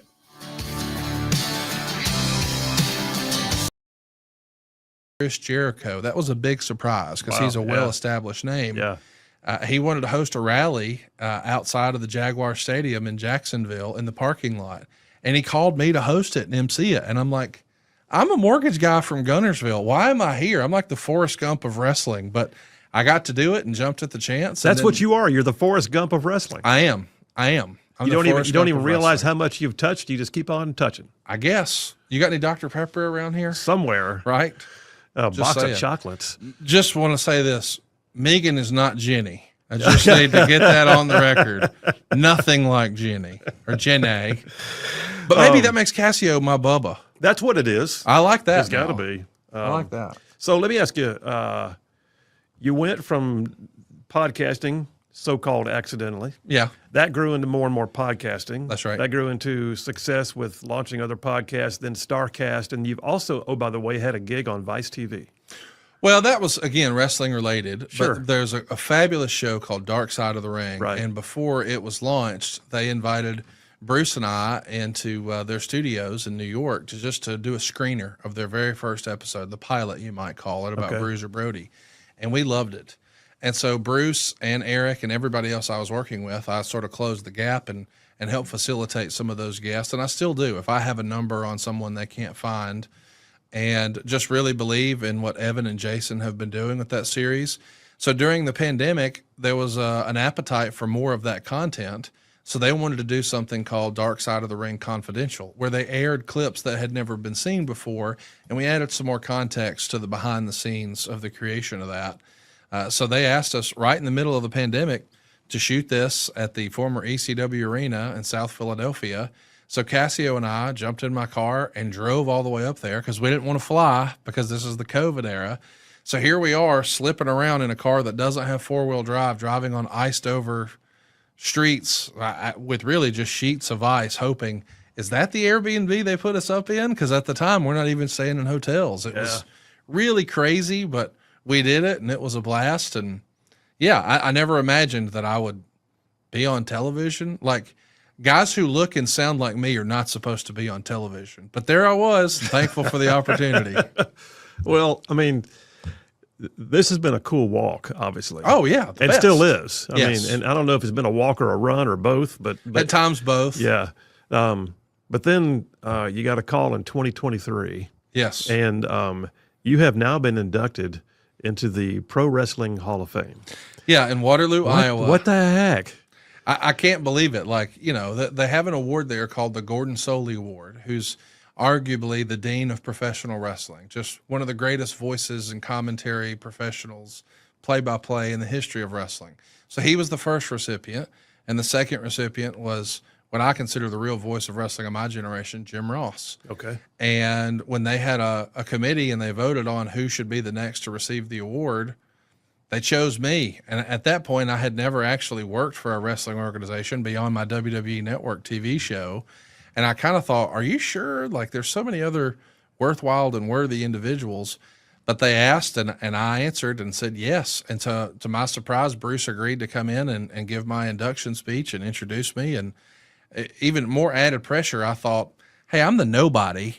So at least we'll get it out of the way early, and then we can go to dinner. No, they wanted me to go last. And now it's like you have all this pressure of everyone looking at it. It's like, I'm not even supposed to be here. And like, now for our keynote speaker. Right. And I'm not even a wrestler. I've never taken a bump, as they call it in the wrestling ring. I shouldn't be up here. But I was very thankful and appreciative that last year I was able to nominate, and there was 100% unanimous votes for that Tony Schiavone. How about that? Went in the Hall of Fame, and that was his very first Hall of Fame. And he started broadcasting wrestling in '83. Wow. And to think I may have had a hand in nominating him to go into the Hall of Fame in 2024 was just surreal. So You're just very thankful. you're just gumping again. Gumping, man. You're just gumping the entire I'm time. gumping it. By the way, shout out to Waterloo, Iowa. It's the Thez and Tragos Hall of Fame, the Dan Gable Museum in Waterloo, Iowa. Hey, all you Rightside ruffians out there, you are listening to Rightside Radio, solid conservative, just plain right.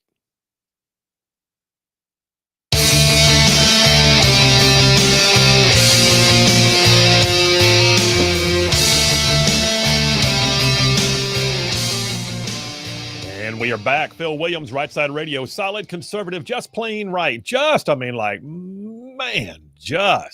covering down on some major ground across the southeast U.S. of A. Y'all, talking about this show goes like from Huntsville back to Chattanooga. I'm talking about from Tuscaloosa back on over to Gadsden. I mean, all the way down to that loveliest little village on the plains that we call Auburn, straight across the line from there to what we call now, once again, Fort Benning. And then big old patches of North Georgia, Mississippi, all thrown in just for good measure. And that's just the radio. Then there's all y'all out there in the whole wide world going to the World Wide Web, live streaming the show, like looking in the studio on the video, live streaming in places like X and Rumble and YouTube and Facebook and our website, rightsidemedia.org. And then all you podcasters that catch it after the fact.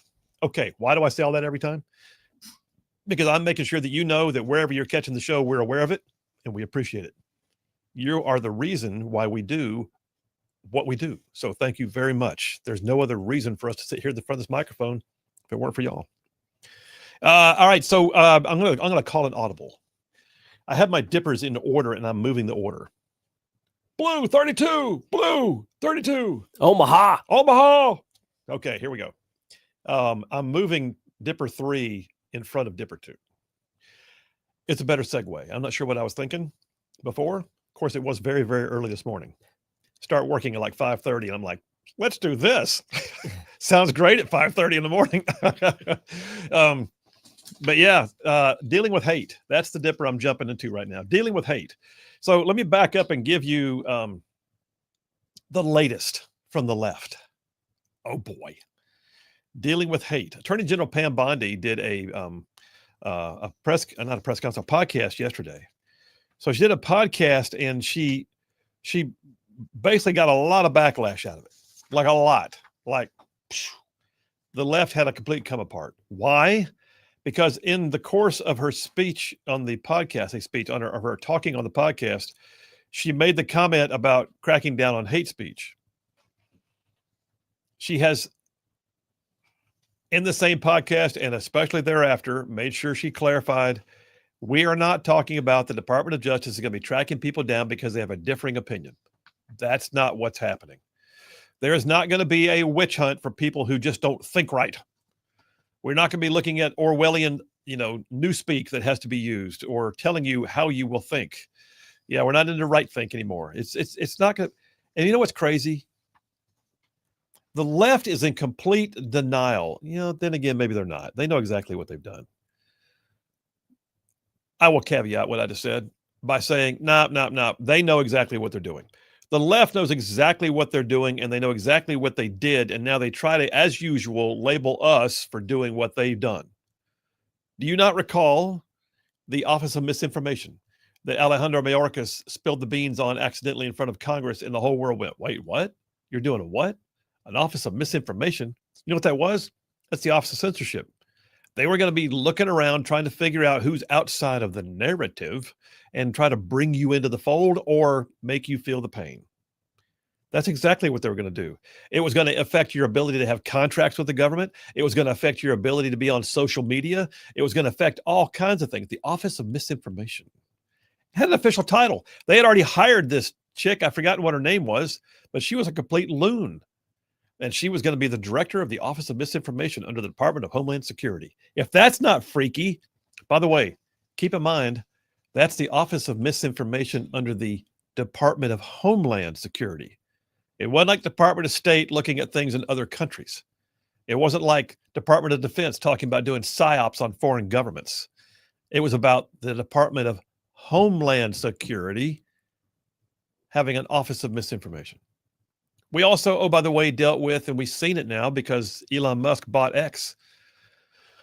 We've seen all the stuff that happened behind the scenes now, in which Facebook, Instagram, X, all of them were colluding with this. They actually, the old Twitter actually had a special portal just for government officials in the Biden administration to use to backdoor into the system to affect change. If there were people getting outside the narrative, they came in and fixed it. You know what I'm saying? Or they made known that they wanted it fixed, and it got fixed. When I say fixed, it's kind of like we're talking about a dog getting fixed. It got neutered. And then don't forget all the deplatforming. How many people did we see, including the President of the United States, getting deplatformed? Why? Because they differed in their opinions. And then we had all the things on college campuses about trigger words and cry rooms and, snowflake this and whatever. All said and done, the left is having a complete come apart because Pam Bondi used the term hate speech. I think that was probably a euphemistic use of the term. This is not where we are right now, but she has quickly clarified that what she meant was when there are threats of violence, that is not what is protected by the First Amendment. And that's the case. Supreme Court has ruled on this. You cannot walk into a crowded theater and yell fire, right? Because it puts people at risk. It creates unnecessary, risk of life, limb, or property. And you cannot conspire with others to commit crimes and incite violence. You cannot call people to violence. You cannot knowingly participate in discussions about creating violent, like for instance, the killing of Charlie Kirk last week. There were allegedly people on chat rooms with the killer who knew where he was going, and they all raged about it together. The shooter up in Minnesota a couple weeks ago, who shot kids in a church at a Catholic school, was on a chat room where they all worshiped other mass shooters and idolized them and talked about what they would do if. That's dangerous discussion. Now, granted, we're talking about, it's not the same as watching a movie. It's not the same as having, you heard a speech. We're talking about participating in it with the idea of creating the violence. That's the difference. Acting upon it, trying to create the action that goes with the words. What you got? And here's the difference. It's fine to see all the leftists now that are participating in this saying, well, what about free speech? You guys are the party of free speech. The right got censored for saying that men can't be women and that certain vaccines cause harm, which are verifiably true. They are getting deplatformed, like you said, for saying that people should die because of their political beliefs. Which, by the way, there's a win now because a leftist streamer, Destiny, who has gone on record, said that conservative influencers need to be worried about getting shot when they go to events. And he openly was mocking Erica Kirk and her speech and saying she was being used for political hate. And now whatever, he's actually been banned from Twitch now. And of course, he's crying on X saying that you guys are the party of free speech. They're getting a taste of their medicine now, but that's how the political violence stops. When people get consequences for saying that conservatives should have to worry about getting shot when they go to events. Yeah. And there's others like Hassan Piker who has said that, the streets need to be soaked with capitalist blood and all this sort of stuff. And claiming that certain people need to be sicked upon conservative influencers to take them out. They need to get deplatformed for inciting violence. It's not because we're scared of hate speech. You can't incite political violence and not have consequences.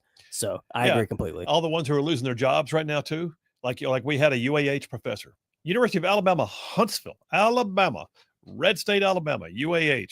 We had a professor they had to let go today because she was crowing about Charlie Kirk's death, and calling him misogynistic and a homophobe and all that kind of stuff. She's gone. And we've seen the same thing in medical professionals, seen the same thing in like we had one, she a middle school teacher in down the Montgomery area. Mm-hmm. They're nationwide, we're seeing this. Journalist teacher at Alabama today, the story came out as well that Tuberville was retweeting and talking about. Yes, I saw that. Which, by the way, I've been to that school, and I'm sure there's a bunch of professors like that exist. But apparently, they're brave enough to open their grievances out after somebody died, or dumb enough. Dumb enough, it's true. Dumb enough, yeah. Yeah, let's be honest. When you get fired by a private entity or even a government entity, when you get fired, if you are an at-will employee, you own it, man. If you do something that brings dishonor on the organization, or if they consider you to be a threat, or if you don't live up to what they believe the standards of their organization should be, and you're an at-will employee, good luck, because at will, they just fired you. Cause or no cause, they fired you. And the people that are saying, but I have a First Amendment freedom of speech right.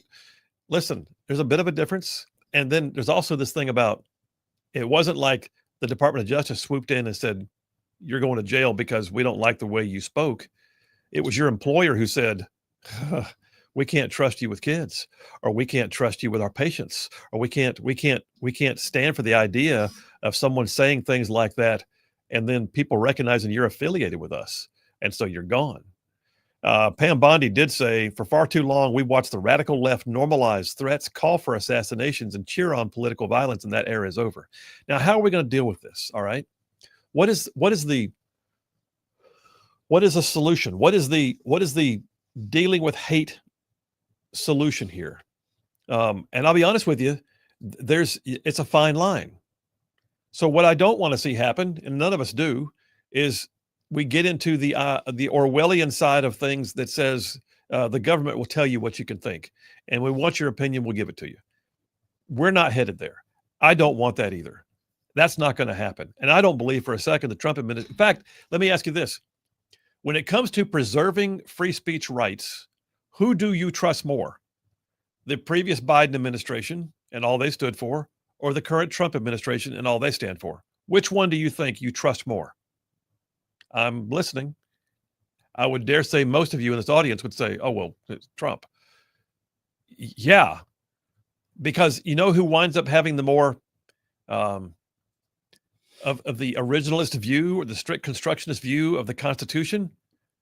Republicans, conservatives, people who believe in the Constitution, people who don't think it's an evolving document that moves with the whims of time. No, that the cultural whims of society can tell you how you should feel about the Constitution. No, it's a black and white document. It just is what it is. So, having said that, who do you think is the better guardian of your First Amendment rights? Conservatives or liberals?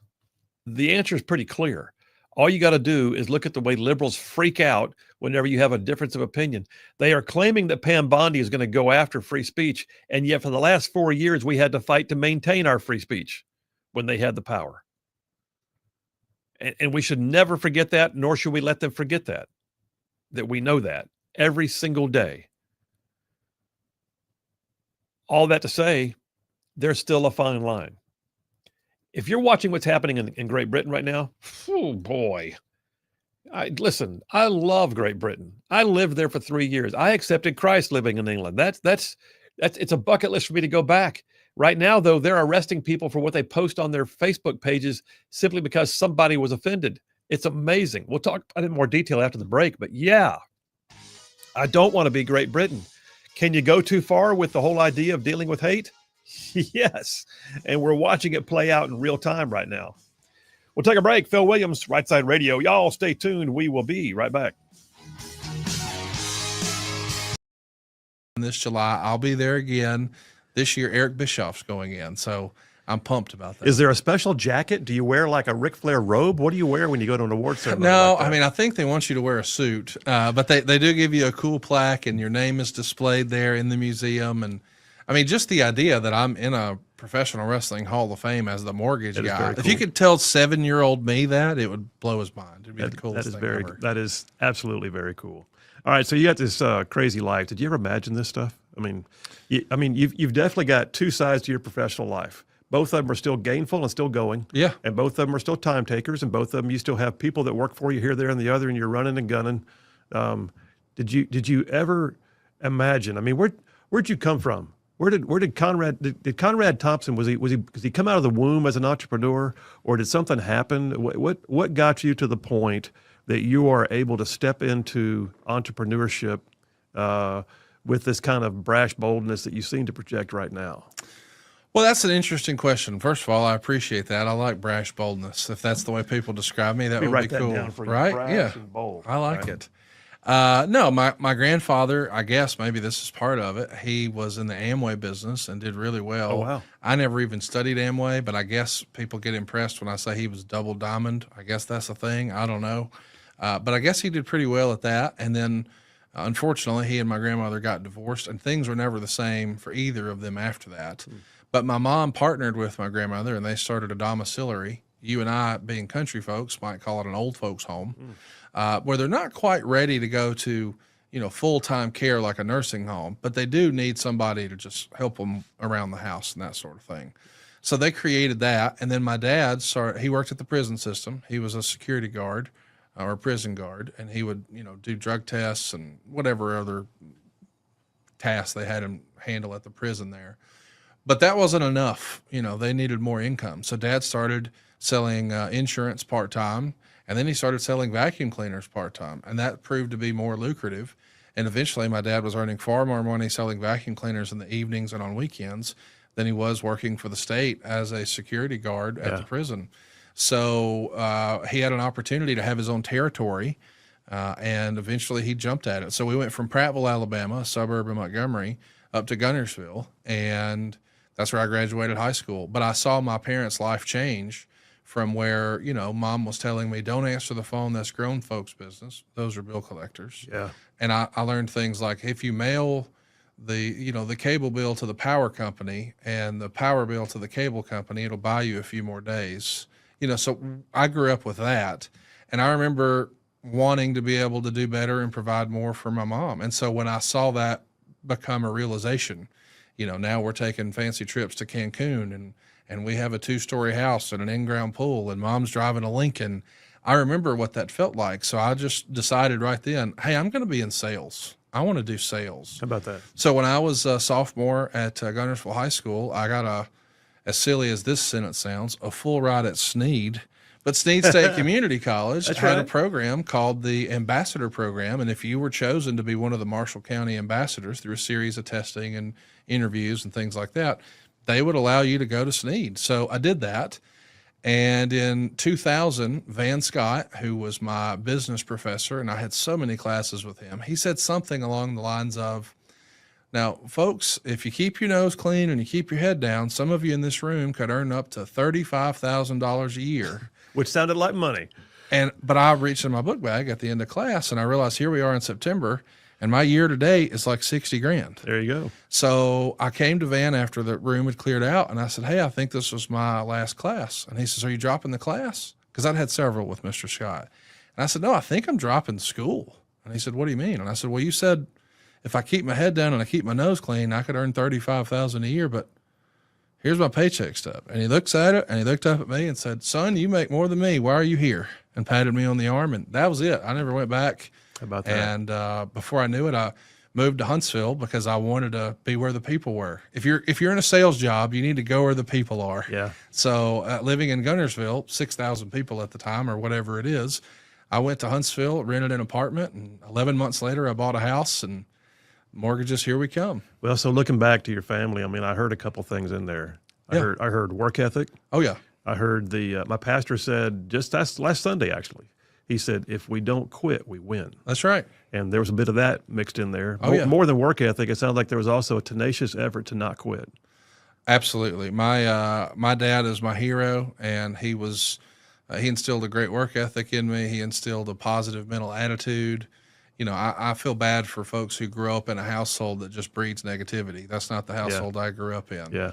You know, my parents were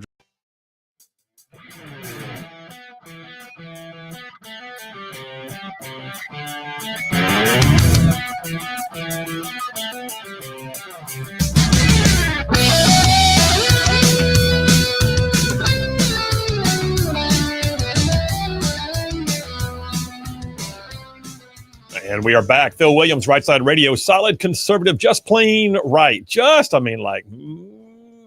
making common sense like a superpower. John from Harvest says it's amazing how much of the leftist discourse is just them pretending not to understand things, thus making our discourse impossible. It's a great point. Or shooting somebody over. Or shooting somebody. Yeah, there's that too. Jason from Huntsville says, oh, yeah, he talked about I mentioned the Office of Misinformation, and there was a nut job they had already hired. They already hired her. Yeah, her name was Jankowitz, Nina Jankowitz. And he said she was a psychopath, had a whole routine singing like a schizophrenic leftist Mary Poppins. I remember that. It was weird. And that was considered professional, I guess. Anyway, yeah. Jenkins from Sneed, Alabama says, I heard it said in a song, there's a difference between hate speech and speech you hate. Yeah, that's a great point. Huh?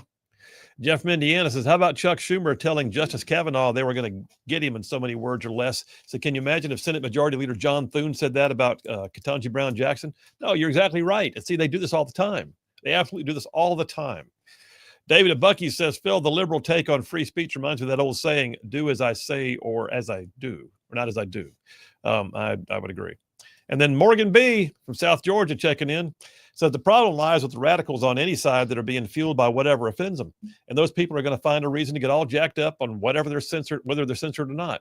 So, Phil, what is the answer? What could a small town Christian mom do to be part of the solution realistically? Well, I think so. Morgan B., great question. I think part of it is you don't stop speaking your mind, because part of the liberal mantra is they hate for you to say things they don't like. One of Charlie Kirk's just greatest gifts, in my opinion, was the fact that he was what Charlene calls a joyful warrior. He was constantly able to go, just kind of laugh at the situation, roll with the punches, and tell them like it is. I think one of the best things you can do, Morgan B., and I would say this, is first of all, educate yourself on what it is you believe in. Not just know that you believe it, but know why you believe it. There's that. The ability to describe why you believe what you believe is absolutely paramount to any situation in which speech is involved, because you have to be able to convey it. If you can't convey it, If you lose the opportunity because you can't put into words why you feel the way you do or why you believe the way you do, then you've already lost the argument before it starts. So be a student of what you believe in, whether it be faith or politics or anything else. But some of the other things I think you can do is point it out when you see it. That's wrong. You don't have to say something hateful. I mean, and I know Morgan B, so I know she wouldn't, but you don't have to say something hateful. But you know what? We don't need to be the people who sit silently and let it just keep on rocking on. If you're in a chat room on Discord and somebody's saying, man, that Charlie Kirk deserved to die. We need more of those deaths on a regular basis. Let the streets run with the blood of the. Call it out. Tell them to cut it out. Remind them that there's a level of decorum in our society that does not cotton to that. And that if you want to go off into your dark corner of the internet and hit, but don't do it while I'm around. Just tell them. Tell them like it. I think those two things are two of what I would say are the most important, is be willing to point it out when you see it and call it out, and be a student of what you believe so that when you're questioned on it, you can give an answer. In fact, that's scriptural. Is that 1 Peter 3:15? Be ready at all times to give an accounting for the faith that is in you, and do so with gentleness and respect. That is absolutely talking about faith in scripture, but I think the application of that principle applies overall. Be able to describe what it is you believe and why you believe it, and be able to do so with gentleness and respect. That's a huge deal. I didn't get to what I was going to do, but I'll do it right at the first of the hour. When we come back, I've got, not only do I have some discussion about how not to handle. By the way, Morgan B's question, I went at it from the personal standpoint. Let's talk about what the government does or should not do. And what we're seeing right now in Great Britain, and I shouldn't laugh. I'm not laughing. Okay, Phil, straight face. Here we go. It ain't funny. What's happening in Great Britain is almost like to the point of putting a death knell, like the nail in the coffin to freedom of speech. And Keir Starmer, the prime minister, says, we've always had freedom of speech. We shall certainly have it for many years to come. Not the rate you're going. Right now, believe it or not, Great Britain, the place that went through Brexit, got out of the EU and resisted the idea of losing their national identity, Great Britain right now is where free speech goes to die. It's amazing to watch. And we're going to talk about it. And it's all based on the fact that the government decides what is hate speech. They are deciding if there's someone offended, that means the police need to come and see you. And I don't mean like a little bit. I've got one article here that says there's up to 30 people a day being arrested for petty offenses like retweets and cartoons. That's unbelievable. But it is. That's one of our greatest allies in the world. That's one of the bastions of freedom on the world stage. That's the place where Winston Churchill, talked about the finest hour. And here we are watching free speech go away. I'm about to give you examples of what we don't want to see happen in the United States. Phil Williams, Rightside Radio. Y'all stay tuned. We will be right back.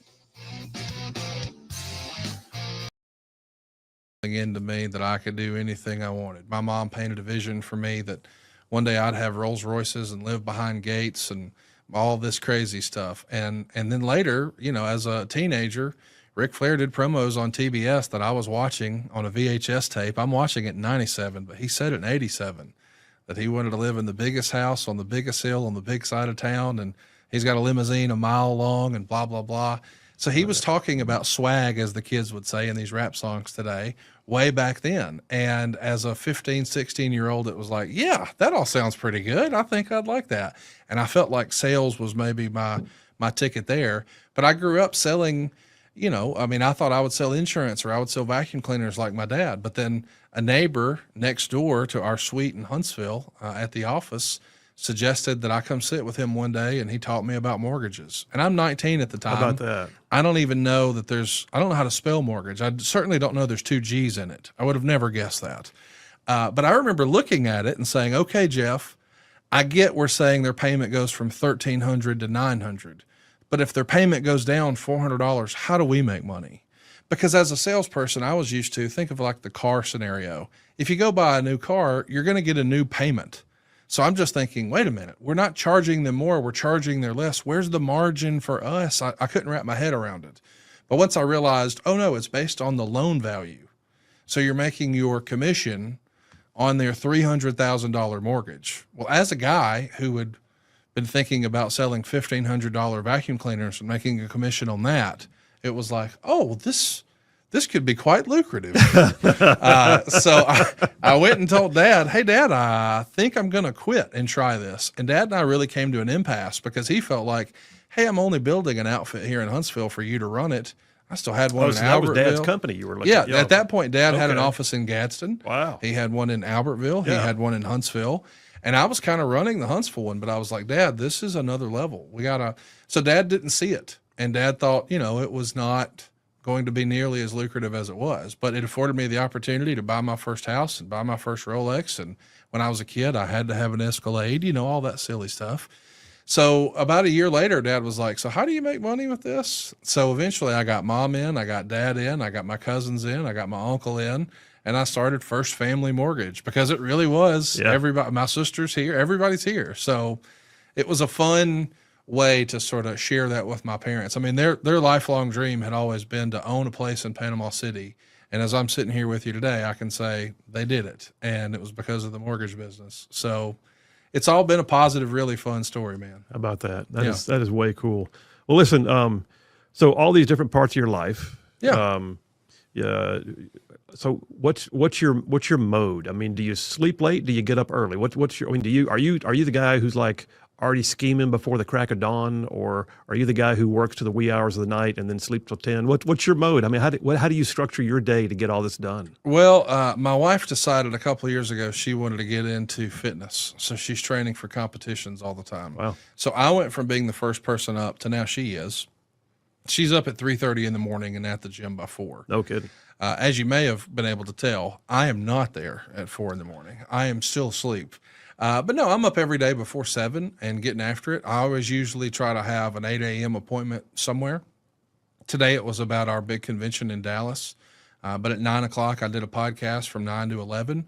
I jumped in my car, came straight here to you. Yeah. I've guessed that our show would be about 90 minutes. So I have a 1:30 as soon as this finishes for my ride back. And then I've got a 2:30 right behind that. And then I'll pick up a professional wrestler flying in from Mexico at the Huntsville International Airport tonight at 6:45. And I'll take him to dinner and make sure he's situated, and then take him to have some cervezas. And then we'll bring him back to the house and introduce him to the wife before she goes to bed. And we'll do it again tomorrow. Wash, rinse, repeat. Every single day from the minute I wake up until I go to bed, I'm doing something that makes money or is fun, or else I'm not doing it. But those are my two prerequisites. I want to have fun or make money. And if I can do both, I'm doing a lot of it. How about that? Yeah. How about that? All right. Let me ask you this. Let's get into other stuff. So Sure. you did, Mrs. Thompson used to be a Flair. Yes. All right. You met Ric Flair. You told me the story. Y'all were drinking buddies and all that kind of stuff. Mm-hmm. But then you started doing a podcast together. So I'm sure that not only did you get to know him, but then you really got to work with him as well to some Yes. degree. So he's one of the legends of the world of pro wrestling. Yes. What's your craziest Ric Flair story? None that we can tell on a fine podcast like this. But what you see is what you get with Ric Flair. His real name is Richard Fleer. Right. But I don't think he can differentiate between the two even now. I mean, it's wild, the boldness and the brashness, as you would say, that people have. I remember walking through the Atlanta airport with him once, and a guy just pops up out of nowhere and puts his cheek against his as we're walking through the concourse, and holds his phone up. Like, people are taking selfies with their cheek against him. Like not even speaking to him like he's a human being, like it's a statue somewhere. It's just surreal. But I've seen a lot of that. And sometimes, depending on the mood he's in, it's less than favorable for them. But he's always got plenty of time. If you're a veteran, if you're a child, if you're a special needs individual, or if you're an attractive woman, you got a shot at having a good conversation with him. If you look like me or Butters, you probably need to keep it moving. I did see, though, some interview with you where you said that you found one of Ric Flair's robes on an online auction or something like that. Oh, yeah. So you saw. And you got it. Yes. I've had several robes through the years. I was collecting these robes before I knew Rick, No but I kidding. knew they were investment vehicles. Let me explain. if you're not familiar with pro wrestling, he used to come to the ring in something that looks like Elvis Presley or Liberace would wear it. More like Liberace. I would There say, you go. But you remember like the jumpsuits that Oh, yeah. Elvis wore with all Oh, the yeah. sequins everywhere and the crazy designs. Well, Flair did that, and he thought it was a big part of the presentation, and that actually went back to Gorgeous George. Gorgeous George is kind of the innovator of that. Yeah. And even Muhammad Ali would say he borrowed from Gorgeous George's rap. It was all just about promotion. So Flair became, I guess, the second nature boy behind Buddy Rogers, and started putting that, on some sequins on a robe, and they got more ornate and more fancy. But then one day I'm just scrolling. I'm a sports collector, so I have like an old pair of Ali's trunks and Tyson trunks, and I've got Joe Montana's jersey and just lots of silly stuff like that. But I thought from a wrestling fandom standpoint, like maybe the coolest thing you could own would be a Ric Flair robe. So I'm scrolling eBay and I found one and I couldn't believe it. And it was legit. It's legit. I knew it was legit. So I negotiated with the guy for the course of maybe 3 months, and then I bought a robe from him. And then when he got another one, he said, "Hey, do you want to buy?" Conservative and just plain right. Well, welcome to hour number 3 on a Taco Tuesday. Hour number 3. All right, so we're in this dipper. I called it dealing with hate. How do you deal with hate? And then, oh, by the way, who gets to decide what's hate? So the slippery slope here is when the government gets involved. I don't think there's any question at all, like the question we had from Morgan B earlier. What do we as individuals do? Like she said in her words were, what can a small town Christian mom do to be part of the solution realistically? And I talked about that for a minute. Us as individuals, yes. But then the slippery slope is really slippery when you get into the government's involvement in it. There are things you can classify, like if you are truly inciting violence, if you're conspiring with others for violent action, if you're doing something that leads to something that's a destructive of life, limb, or property, then yes, you can absolutely consider that to be something that could very well be violative of the usual free speech rights. You don't get to incite people to violence and then hide behind your First Amendment right. Doesn't work that way. However, what you also don't want is just because someone has a differing opinion that suddenly the government swoops in, decides that opinion's bad, and next thing you know, you're having to account for it and face punitive action from your own government. Great Britain is having a world of trouble with this right now. I'm not sure what's happened to Great Britain. I don't know where they went.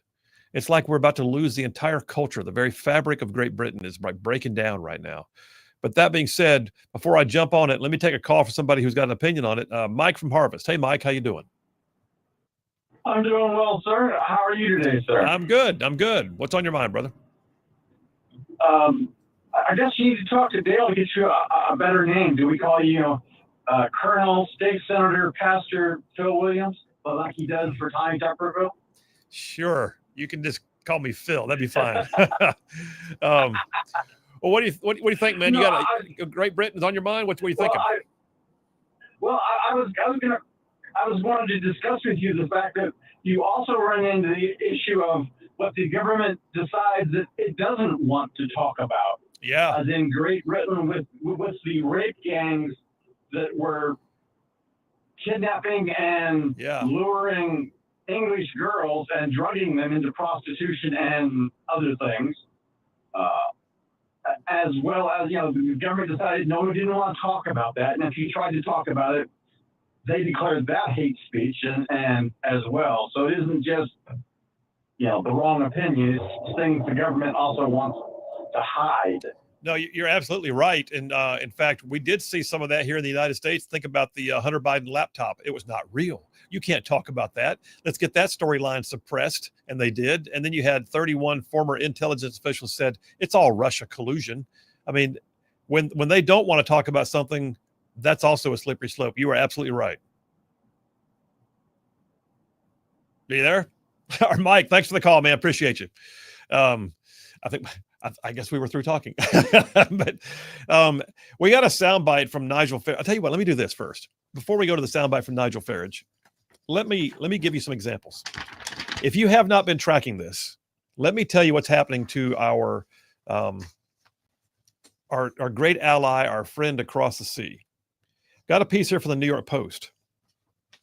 Headline: UK free speech crackdown sees up to 30 people a day arrested for petty offenses like retweets and cartoons. Let that sink in. That's that's about 3 weeks ago. This came out on New York Post. One particular lady talks about basically saying, my brain just can't wrap my head around it. She said she remembers that she was detained for 36 hours in July of 2024. Said 3 girls had just been murdered in Southport, England at a Taylor Swift themed dance party. And she said, and so basically she said something the government took issue with, and she wound up having 4 police vehicles arrive at her home days later and place her under arrest. A successful businesswoman who was taken in because she posted her thoughts and feelings about it. And it says her story is repeated almost hourly in the UK, where data suggests that over 30 people a day are arrested for what they call quote unquote speech crimes, about 12,000 a year, under laws that are written well before the age of social media that make crimes of sending grossly offensive messages or sharing content of an indecent, obscene, or menacing character. But social media has changed the dynamic. And now all of a sudden you can post a meme and someone doesn't like it. And next thing you know, like this guy, Maxie Allen, a radio producer in Herefordshire, was on a Zoom call at home when he saw police standing over his shoulder in the camera view on his screen. And 6 officers came knocking, and they hauled him off over comments they had posted in a WhatsApp group for parents about their children's school. I got another article here from Fox News, came out last week. It gives example after example. Like, did you hear about a comedian from Arizona? He's originally Irish, but he lives in Arizona now. His name's Graham Lynham. So Graham Lynham was back home, was arrested for allegedly criticizing transgender activists on social media. He flew in and he was arrested at the airport, if I'm not mistaken. And then you've got like story after story. Like I just told you about the family or the couple that was arrested because they criticized their school on a WhatsApp chat. Listen, it's a contained chat. Or how about the Daily Telegraph columnist Alison Pearson in Essex, who allegedly had a racist X post that criticized the police when she wrote something about pro-Palestinian rallies. Then you got Lois McClatchy Miller, a senior legal communications officer with the Britain-based Alliance Defending Freedom, who talks about the fact that ADF, which is big in the United States, is now working to defend people who are being arrested for simply praying quietly on a street corner. That's been happening. Scotland's been ground zero for this. Like restrictions on free speech rights in the pro-life community have been huge. Like Rose Doherty, who was arrested because she stood outside of the abortion facility and had a sign that said, "Coercion is a crime. I'm here to talk if you want." That's all it was. And she was arrested. Another named Adam Smith Connor was arrested for praying silently for a few minutes in front of an abortion clinic. He was a veteran of Afghanistan. It goes on and on and on. So my dipper here about what to do about hate speech, that ain't it. Nigel Farage, who I love. I met Nigel Farage briefly in the Trump Hotel up in D.C. What a character. But that guy could speak truth to power like nobody else. Would you say he maybe had a pint or two at the time? I think he'd had a pint or two. In fact, while we were talking, he stood up on a chair and had himself a moment. But yeah, Nigel Farage, one of my favorite speeches of all time was the Brexit speech he gave to the EU. You ought to look it up. It is absolutely classic. But he recently spoke. This is to our U.S. Congress, right? He was testifying before Congress about what's happening in Great Britain and how this does not need to go on. Play it. What you like, I don't care, because that's what free speech is. And in a sense, this has all been going wrong now for a couple of decades. We've kind of forgotten the Voltairean principles that we'll fight and defend to the death your right to say something that we fundamentally disagree with. That is the absolute foundation, if you think about it, of free speech, of democracy, of living in freedom. It's kind of why we fought 2 world wars at massive, massive cost to defend that very principle for ourselves and for many, many others around the country. And I first became worried about all this with cancel culture. You know, the idea that we can't have this speaker go to a university because some people might be offended by what he or she have to say. It is important to note that there is not a parent in the United Kingdom, and I would guess it's the same for America too, that is not concerned about content their children as minors confined on the internet. Not a single parent that is not concerned about this. But at the moment, we're not finding the right solutions. I do myself begin to think that hardware might be one of the solutions, that laptops, that handsets could be programmed so that many, many apps and many, many services simply aren't available from these devices. But what we've done is to go down the legislative route. And it's extraordinary that, you know, I come from the land of Magna Carta, I come from the land that gave us the mother of parliaments, and it doesn't give me any great joy to be sitting in America and describing the really awful authoritarian situation that we have now sunk into. It's a pretty amazing speech. And what he's basically saying is we're losing Great Britain. He called it a really awful authoritarian situation. So I'm going to come back from this break. We're going to wrap this conversation up. The question is dealing with hate. What's the fine line? How do you resolve this? Pam Bondi was not saying we're going to go prosecute people for having a differing opinion. Not at all. She was saying you're not allowed to conspire for violent acts and maybe even lead to violent acts. But where I think we have a major issue is when government is the one that determines what is considered to be offensive. That's when you have a problem. Phil Williams, Rightside Radio. We'll be right back. Well, I negotiated and got an even better deal, so I bought that one. So through the years, I've probably had 12 different ones, but there was one that always eluded me. One that was my really first impression of Rick is when he first came to the WWF in 1991. He showed up in a black robe with white feathers, and it had silver butterflies on it. And it was on the cover of Pro Wrestling Illustrated. It was on the cover of the WWF magazine, and he wore it to the ring at the Royal Rumble in 1992. Yeah. And hardcore wrestling fans would say that's the greatest Rumble of all time. It had the most legends. The winner became the champion, and Flair became the first guy to ever win the WWF title and the NWA title. It was a big deal. It would be like if all of a sudden, you know, Babe Ruth, you know, wasn't with the Yankees and now he's with the Red Sox sort of thing. It's like, oh my gosh, this is a big deal. And that robe, nobody could find for years and years and years. Had Rick sold it? Had it been stolen? Nobody knew. Oh, wow. Now, Flair had a bunch of robes stolen from locker rooms and dressing rooms and airports. All he knew, and even ex-wives. But he did say, hey, I don't know where it is, so it's clearly stolen because I didn't sell it. Well, it turns out the story we've heard is he forgot after a Monday Nitro in 1995 and left it hanging in the closet in Johnson City, Tennessee at a Holiday Inn. And they didn't know how to get a hold of him because in 1995, it's not like everybody had cell phones like they do now. Right.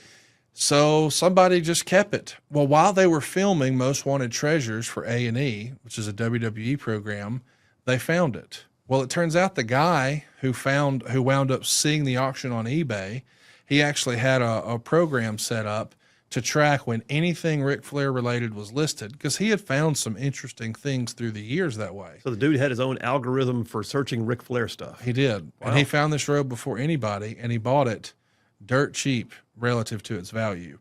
But I knew the guy because this little circle of high-end wrestling collectors is pretty small. There's probably 6 major ones. There's a lot of others on the periphery. Are you one of the 6? I used to be. I'm not as active in it as I was. I found that I've gotten close enough now that my fandom has changed a little bit. I just view it differently and I appreciate it differently. That's not to say I still don't have a pretty damn impressive collection. I do. But I'm just saying I'm no longer actively looking for the next thing, if that makes sense. Yeah. But there's still a few things out there that, boy, if I could find that. But it's less about what else can I add to the collection and more about what are my grail pieces, if that makes sense. Right. Well, for years and years, I'd called out on podcasts because I would even watch along. I think in 2022, I watched, maybe it was before that, but on an anniversary date, I watched with Ric Flair that Royal Rumble back again. And I said into the microphone, hey, if anybody can find that, I'd be glad to get you a brand new Forerunner. I mean, like my DMs are open. Here's my email address. Anytime that robe came up, I threw it out there. Well, this fellow knew because we had done robe deals together that I was interested. So he reached out to me and we worked a deal out and we sort of recreated it for the TV show. That's not exactly how it happened, but it's pretty close. But either way, he got a wire, which was almost as much as I spent for my first house. And now I have the robe. No kidding. Yeah. Good But Lord. there's only a handful of things that I really, really wanted.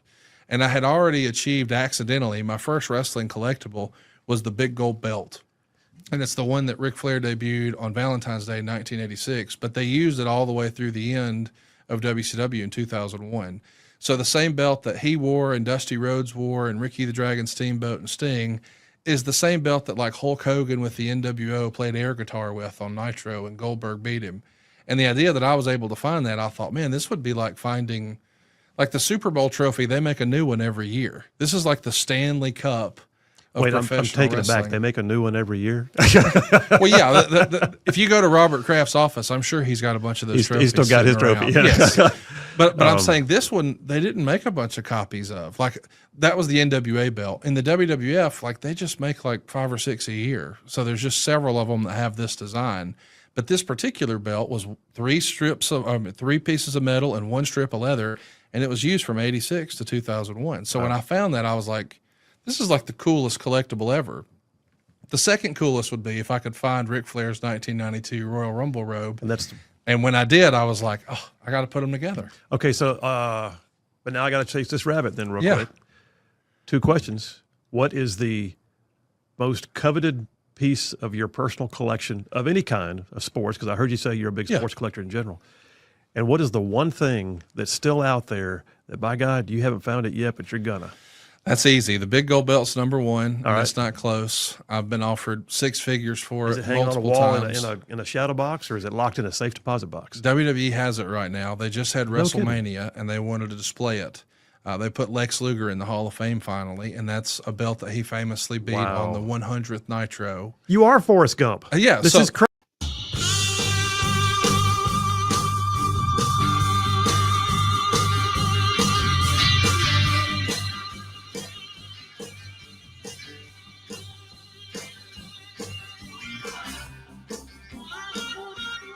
And we are back. Phil Williams, Rightside Radio, solid, conservative, and just plain right. Just pulling pins on truth grenades. That's what we're doing. All right, so I'm wrapping up this topic of dealing with hate. So Attorney General Pam Bondi said today, or in a podcast yesterday, I believe, she used the phrase hate speech in terms of what the DOJ would prosecute. She then had to clarify that she was not talking about a differing opinion. She was talking about people who are inciting violence or conspiring to incite violence or conspiring to actually commit violence themselves. Different story. That being said, the question is, how do we deal with the hate, the hateful rhetoric? I mean, we've got, like, for instance, I don't know if you ever seen Cornel West. Oh my gosh. I'm headed back to CNN in a few days up in New York City, and he's been on the same panel that I'm on sometimes. And listen, Cornel West is a wild man, but he's also absolutely 100% a hate monger.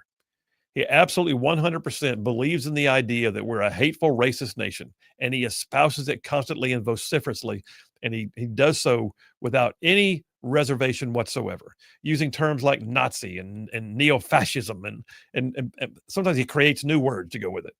He was on Piers Morgan the other day, and they were debating about the legacy of Charlie Kirk. And they were on a panel, and he just went off. And Piers Morgan actually asked him, shouldn't you stop using phrases like neo-fascism and Nazi when you describe people you don't agree with, because all that does is drive people to a belief. Those who are already impressionable and damaged are suddenly driven to the idea that, well, he's a professor. He must know things. He says they're Nazis. I need to stop the Nazis. And that's what sick people wind up hearing and feeding on. All right. He had a complete come apart, got mad, and stormed off the set in the middle of the take. And literally saying, it's a joke, man. It's not worth it, after he yelled at Piers Morgan for daring to even ask him the question. Piers Morgan's response was, it's a bit farcical to quit a debate where we're literally debating about the importance of free speech and being able to listen to each other's opinions. But that's the epitome of what even drove Tyler Robinson to do what he did. They can't even fathom or deal with the fact that somebody has different opinions from them. Just simply asking if it's okay, maybe since the shooter "Hey, fascist" catch on one of the bullets that was in Yeah. the guns. Maybe we should Yeah. stop using the term fascist when it doesn't actually apply. And he can't even handle that and has to storm off the set. They can't even sit because they're so narcissistic. They think that their opinion is the only one that's true. And if you disagree with them, then they just can't handle it. They got to walk away or shoot somebody over it. Apparently, that's the root of it. It actually is. And so to go back to the original question from Morgan B earlier is, what can we as individuals do? Well, I said a couple of things. I said, one is call it out. Don't let it be acceptable. Don't be in the circles, whether you're in a chat room or in a conversation with somebody or standing in line. Don't let it be acceptable that that kind of dialogue happens in a sphere where you have some measure of influence. Call it out when you see it. Just say, man, that ain't right. Quit talking like that. What do you mean? I'm saying, while I'm here, find a different way of describing it. Or how about this? Just accept the fact that somebody's different. Be willing to call it out. That boldness is going to go a long way. It doesn't mean you have to be rude. Doesn't mean you have to pick a fight. All you're saying is, how about you back off? How about you find a new way of saying it? And oh, by the way, if you are in charge of the people, like if you're in some way in a leadership position, like at work, and you hear that kind of stuff in the break room or whatever else, it's your job to put a stop to it. It's your job to remind people that the work environment needs to have a different tone, and you'd appreciate it. They'd find a new way to espouse their beliefs. Okay, that being said, the other thing I mentioned was be a student of it. Be an absolute student of the things you believe. Don't get caught in a position where you cannot answer the questions when you're called out, because they'll call you out. They will. They'll call you out. And then the other thing that I would say is, and what I just mentioned there, Cornel West couldn't stand it. And he stood up and he walked off a stage because somebody was differing with him. I think that one of Charlie Kirk's legacies is not only that he stand for truth and stand for his beliefs, stand for his faith, but he did so in such a way that he didn't make you feel belittled. He just asked you to explain why you believe what you believe and to try and tell him why he's wrong. And he did it, though, with what the Bible calls gentleness and respect. I mean, listen, yes, he'd call people out. He would say, well, that's ridiculous. Why would you say something like that? But he didn't go arm himself and get into a chat room and fester. So we can do all those things ourselves. We absolutely can. And I'll tell you, there's a growing level of dissatisfaction with the idea that the left is trying to get away with shaping the narrative to pretend that we somehow on the right are the ones who are the intolerants. We're not. We are not. We don't have to tolerate their intolerance. At the same time, we don't come apart at the seams like they do. And if you want to see what I think is one of the biggest dressing downs of a liberal in recent days, Google what happened with Greg Gutfeld calling out Jessica Tarlov on the 5 the other day, maybe yesterday. Just absolutely excoriated her. I will say that was not necessarily gentleness and respect. We can't play it on the show because it's too full of language. In fact, we can't play it on the air. Maybe it tells you, but yeah, it's quite something. It was quite something. But he also pointed out all the ways that the left continues to try and reshape the narrative to justify their positions, when the reality is they're just not even bothering to say it's a shame that Charlie Kirk is gone. They're not even bothering to say it. And he said basically, you don't get the luxury of changing. You don't get the luxury of claiming something that ain't yours. You don't get the luxury of trying to pretend that what happens on your watch and with your people is only because the right's not the one doing it. Yep, dealing with the hate. Don't let the government be in charge of the decisions. And we as people need to make sure that we are prepared to deal with it ourselves. Phil Williams, Rightside Radio. Y'all stay tuned. We'll be right back.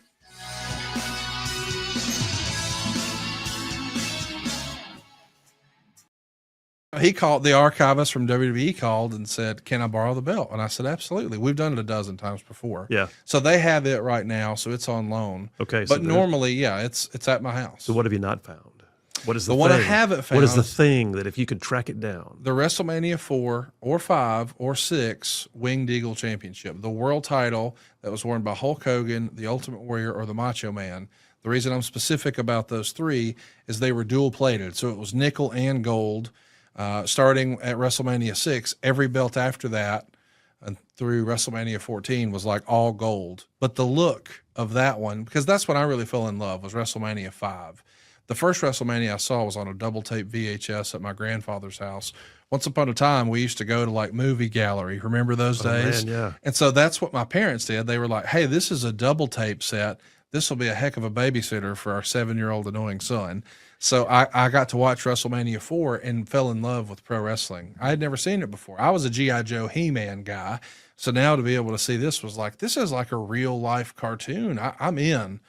So if I could have the world title that one of those guys held when I first fell in love with wrestling, that would be it. But I've never found one person who has one or can even say they've seen it. So it's still out there somewhere, but I'll find it eventually. Time's on my side. Can you find me the glasses that Roddy Piper wore in the movie They're Here? And that shows him where the aliens They are. live. They live. That's Yes. right. They live. I might sorry. be able to find that. No, seriously, there is a niche collector. I know 2 people who would know where that is. No kidding. Yeah. The Underground Railroad of wrestling collectibles. Here I am as the Forrest Gump of that too. All right, let me ask you a couple quick questions about your knowledge of the wrestling industry, shall we say? Sure. Massive stage events. Has there ever been a time, because I like we had the thing with John Cena just had the big event, right? Yep. WrestleMania. It's like his closing, like the closure of his career, correct? He's announced this is his farewell tour. His last day in the professional wrestling business will be December 31st, 2025. What I've seen as a casual observer, and that's where I am. I'm a casual observer. But what I've seen as a casual observer is they weave storylines, and the storylines have sometimes a beginning and an end, but at the very least, the fans know what the storyline is, or they're given the trailer that tells them why there may be more coming. Yes. That being said, is there ever been, in your study of the history, has there been one where like they never got closure? Like something happened and that character, if you will, never got the actual. All right, so what would you bring closure to if you could? Like I know you organize events. I know you've been a part of like Ric Flair's Final. Yes. And you've seen some other big events and you've got StarCast and other things you work with. Event-wise, if you could bring closure in time, anybody, well, who would it be? You're saying we have a time machine? Yes. Hulk Hogan's last match. Hulk Hogan's. It was a 6-man tag in Europe. It wasn't promoted as being his last match. I don't think he knew it would be his last match, but that's the way the cookie crumbled. It wasn't even filmed. It was just for the people in that building. I think it was Germany. I could be wrong, but somewhere in Europe, maybe it was London. I don't know, but somewhere, not America, no television cameras, not pay-per-view. Hulk Hogan's last match would have been pretty damn big. And it's a shame we missed that, but And it probably should have been big. it would have been incredibly big. Yeah. So he's still alive. Yeah, but he's no longer. He's also what? In his He, 60s, I guess. respectfully, he walks with a cane now. I mean, Yeah. we couldn't physically do it. Well, But he's still. I don't know if you saw, but just yesterday, as we're recording this, he was on Fox and Friends announcing his new promotion, Real American Freestyle. So it's not pro wrestling, but it is pro wrestling. I mean that to say it's not sports entertainment like WWE. But if you were an incredible amateur wrestler in the ranks of the NCAA, but you decide you don't want to get punched in the face and learn jiu-jitsu, so your goal isn't UFC, and you don't really want to follow Kurt Angle's footsteps and become a sports entertainer with WWE, you just want to continue to pursue and compete in your lifelong passion of amateur wrestling. You know, how would you do that and make a living at that? Well, as of 2 days ago, there was no way to do that. But they just announced yesterday Real American Freestyle. So I imagine there will be profile pieces like you might have seen on American Idol or The Voice, where you understand guys' motivations and their why. So we get to see them at home or training or. You Rightside ruffians out there, you are listening to Rightside Radio, solid conservative, just plain right.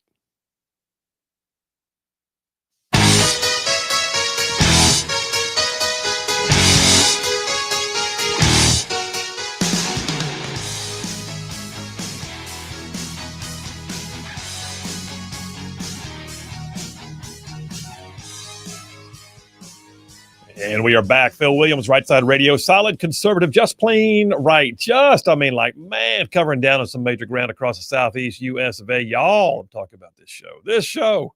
And listen, I'll shorten it right here by saying that, yes, no matter whether you're on the radio or whether you're live streaming the show every single day or whether you're picking it up on podcast after the fact, the bottom line is thank you very much for being a part of the fabric of our lives. The only reason why we sit in front of these microphones every day is because of y'all. So thank you again.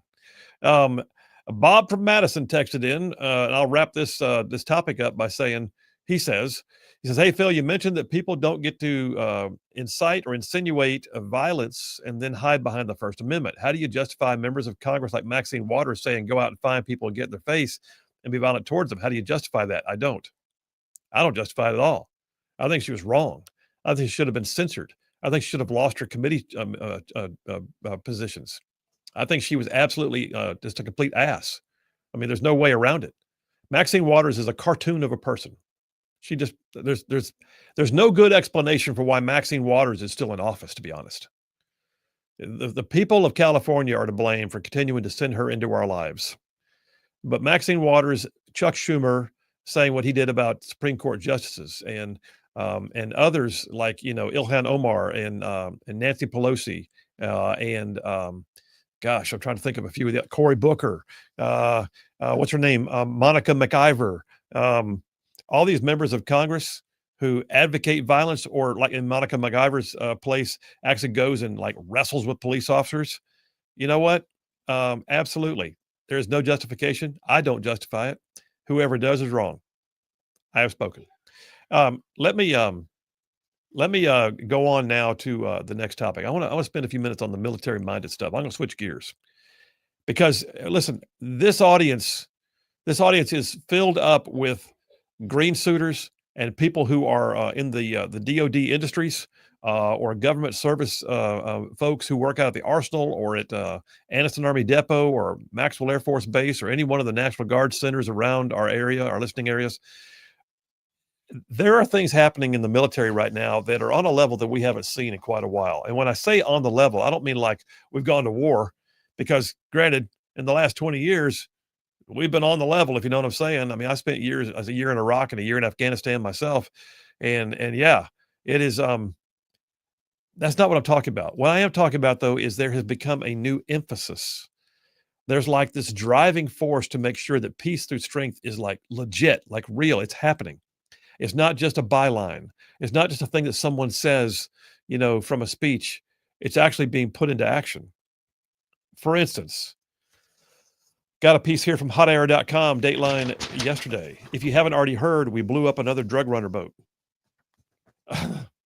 President Trump announced on Truth Social that he had ordered another strike on a suspected drug boat leaving Venezuela. Trump said that 3 male terrorists were killed in the strike. Keep in mind that the president has labeled the narco traffickers as terrorist organizations. That gives the latitude for the U.S. military to come into play. So he says, this morning on my orders, U.S. military forces conducted a kinetic strike against positively identified, extraordinarily violent drug trafficking cartels and narco terrorists. And he goes on to talk about, be warned, if you're transporting drugs that can kill Americans, we are hunting you with our U.S. military. Now, there are already liberals who are freaking out. Can he do this? Does he know? How does he know? All right. So first of all, I will say this. If a drug boat blows up, I'm not losing any sleep. Just saying. At the same time, this is not a wanton act. This is not a fishing boat. This is a high-speed craft with bundles that left the coast of Venezuela, and we knew exactly what it was. How do we know? There's a thing called intelligence. You have all sorts of intelligence. You have HUMINT, you have SIGINT, and you have any number of means of watching the ground from afar. We don't even know for a fact, but there may actually be people on the ground who are providing intel about why that boat just departed. And then as if they're going to share that evidence with you. Yeah. Like some liberal pundit or whoever, this worker at MSNBC, whoever you are, as if the U.S. government is going to make you privy on their evidence beforehand. Yeah. That's not how it works. It's not how it works, but it's also, though, how it works behind the scenes. All right. So they don't just go, is there a boat in the water somewhere? Do you see a boat anywhere? What's that boat doing? I don't know. Blow it up. It doesn't work like that. So yeah, U.S. military doing its thing. Here's one for you. This is interesting. This is a story that, and I don't say this like something's wrong with the coverage of the Charlie Kirk assassination. What I'm saying is there's been so much news that some stories that would otherwise have been top headlines are not, and yet they're big. like this one. Dateline 2 days ago. Poland and Romania scramble jets as the NATO ally records new Russian drone violations. What are we talking about here? NATO countries Poland and Romania both having to scramble their fighter jets because Russian drones and missiles are coming across the line. This is a big deal. Polish military said in this particular most recent instance, there were no airspace violations recorded on Saturday, but that they had reached the highest state of readiness. But further south along NATO's eastern flank, a Russian drone did violate Romanian airspace, and they launched 2 F-16s to dispatch it. And there was also, a few days ago, there was a series of drones that appeared to violate Polish airspace to the point that you look at it and go, that's not an accident. In fact, here it is. The first instance of NATO nations downing drones came last week when Polish and Dutch fighters destroyed 3 Russian drones over Poland. At least 19 drones penetrated Polish airspace in that instance. That's a big deal. I'm just saying, Russia is looking like they're not at all interested in the idea of negotiations. Sooner or later, Trump's about to slap some major sanctions on them. And you're going to wait to see whether or not they can sustain their operations. But right now, U.S. military, we are not present on the ground for these things, but we do have a presence in Poland. We do. We're training them. We're supplying them. We do also have a big presence in Europe. We do, in a big way. And then we are also the lead member of NATO. Here's one for you. All you folks at Redstone Arsenal, all you folks in and around Research Park and all the places that do the DOD work in and around the listening area. The Golden Dome, baby. The Golden Dome. You're about to see a massive amount of possibilities for both startup and legacy companies in the DOD sphere working on the Golden Dome. Got a news report out of spacenews.com. Did you know there was a spacenews.com? There is. I do now. I go to these places so y'all don't have to. A new report estimates the Golden Dome missile defense program could cost anywhere from, wait for it, $252 billion to up to $3.6 trillion over the next 20 years. Wow. Depending on which threats it is built to counter and where it provides the coverage. The vast range underscores how many questions remain unanswered 8 months after Trump announced the initiative. Yeah, so the bottom line is we don't even know what we don't know yet. But there is an absolute push right now to make sure that we have what Israel has. Now, Israel has about the territory of South Alabama. We have the United States, which is one of the largest countries in the world. There's a lot of ground to cover. A lot of ground. But the Golden Dome, announced in January through executive order, directs the Department of War to develop a comprehensive homeland air and missile defense system to protect the U.S. against ballistic attack. All right, so it's got multiple architectures they're going to be building off of, but it's going to be focused on drone swarms. By the way, drone swarms are freaking scary. Think about drone shows. You seen a drone show? You ever seen one of those? If they could synchronize a drone show to look like something in the sky, like a picture, Yeah. what can they do if they were armed? The Russia-Ukrainian war has completely changed the landscape yes. in terms of drone warfare. And like the drones that they're using that are successful are literally just Walmart drones where they attach a grenade to it. Yeah. Like imagine how sophisticated drones can change the landscape of things. Yeah, but I see some of those drone shows and I just look and I'm like, that's kind of scary. If the drones can do that. But also I imagine the reaction of like an uncontacted tribe would see if they saw like a drone show like that. How, it's scary. The gods are angry. Yes. Yeah. Yeah. Did you ever see the movie? It's one of the Gerard Butler movies about, he's a Secret Service agent and he protects Morgan Freeman as the president. I have seen that movie actually. And this one is his Olympus has fallen, and then he has the next one, and then he has this one, Angel has fallen. Yes, That's what it was. yeah, the third. Angel, yeah.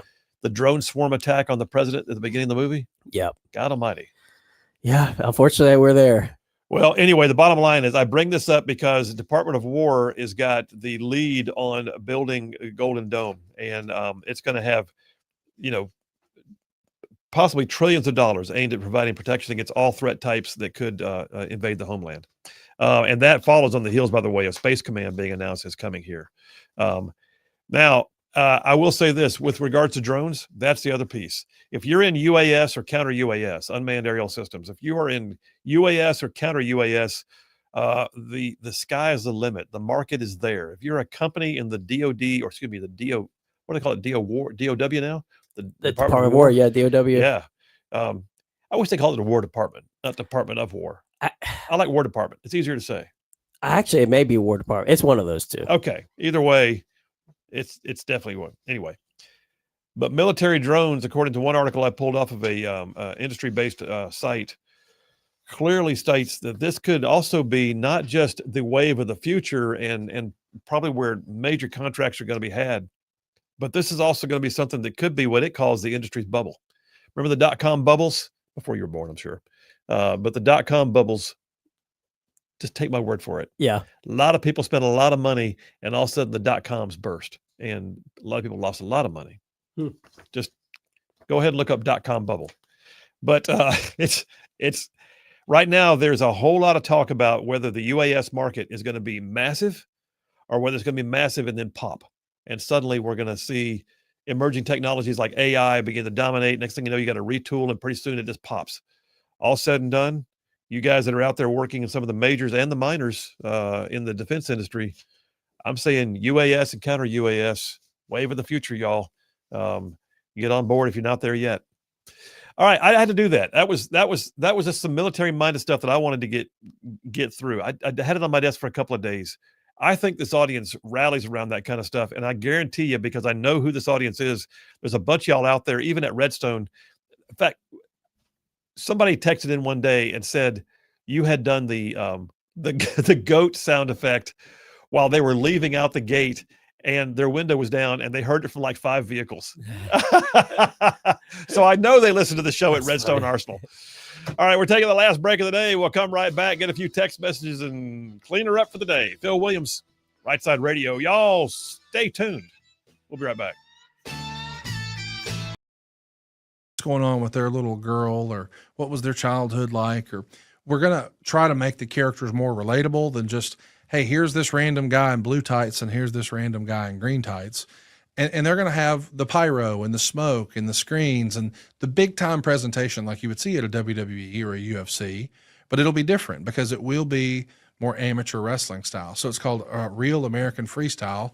And it just so happens that Hulk Hogan's theme song in wrestling was Real American by Rick Derringer, and his beer is Real American Beer. So I'm sure there's connective tissue there for marketing purposes, but Hogan and my pal Eric Bischoff are behind it, and they're having their first event in Cleveland on August 30th. And he's still Thunder Lips to some. Absolutely. Forever Thunder Lips. Speaking of movies, so if you've seen it, to me, one of the saddest movies that had a genuine sense of feel to it would be The Wrestler with Mickey Rourke. Yes.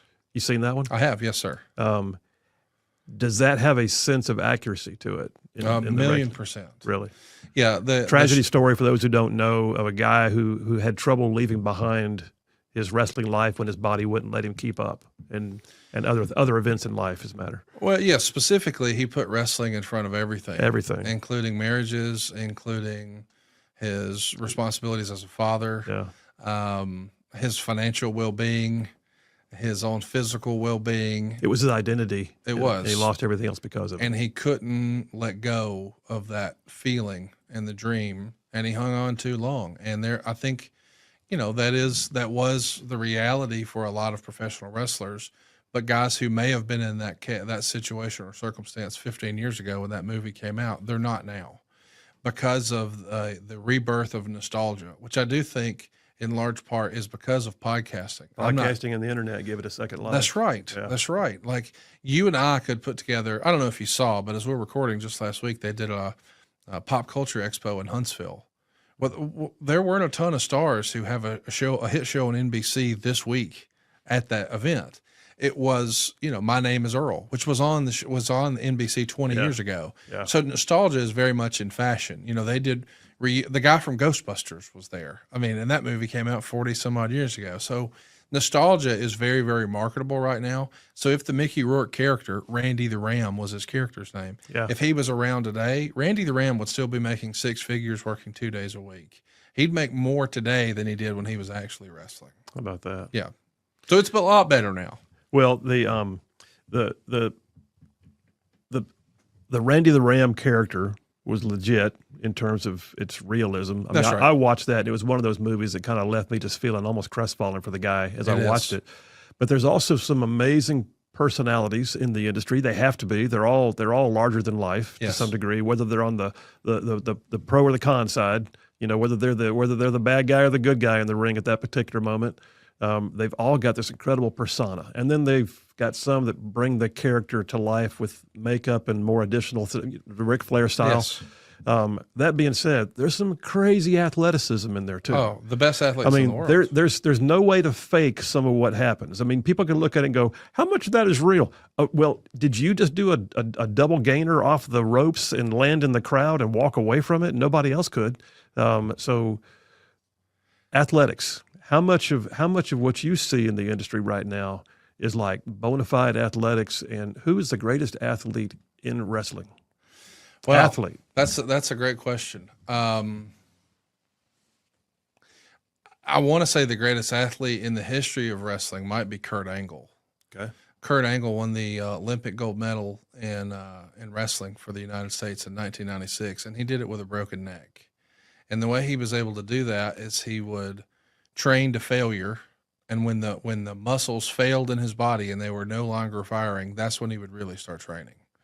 Like most people train to failure and then stop, he would persist. His ability to focus and block out the pain was at times his best friend when it came to his athletic pursuits. But now, as an older gentleman, he's paying the price for that. He's had a double knee replacement. I don't know a lot of guys who have not just a double knee replacement, but at the same time. But like his brain is like, well, I don't want to have to be out, it's 9 months with one knee and 9 months with another. Let's just do them both. And that requires relearning how to walk completely, but he did it. So it's probably Kurt Angle as far as the best athlete, but the athletes of today are even, by and large, as a rule, even more athletic than they used to be because we know so much more about diet and nutrition, and the schedule is a lot looser than it used to be. Back in Ric Flair's day, he would legitimately have a schedule that would make your mind melt. 300 days a year.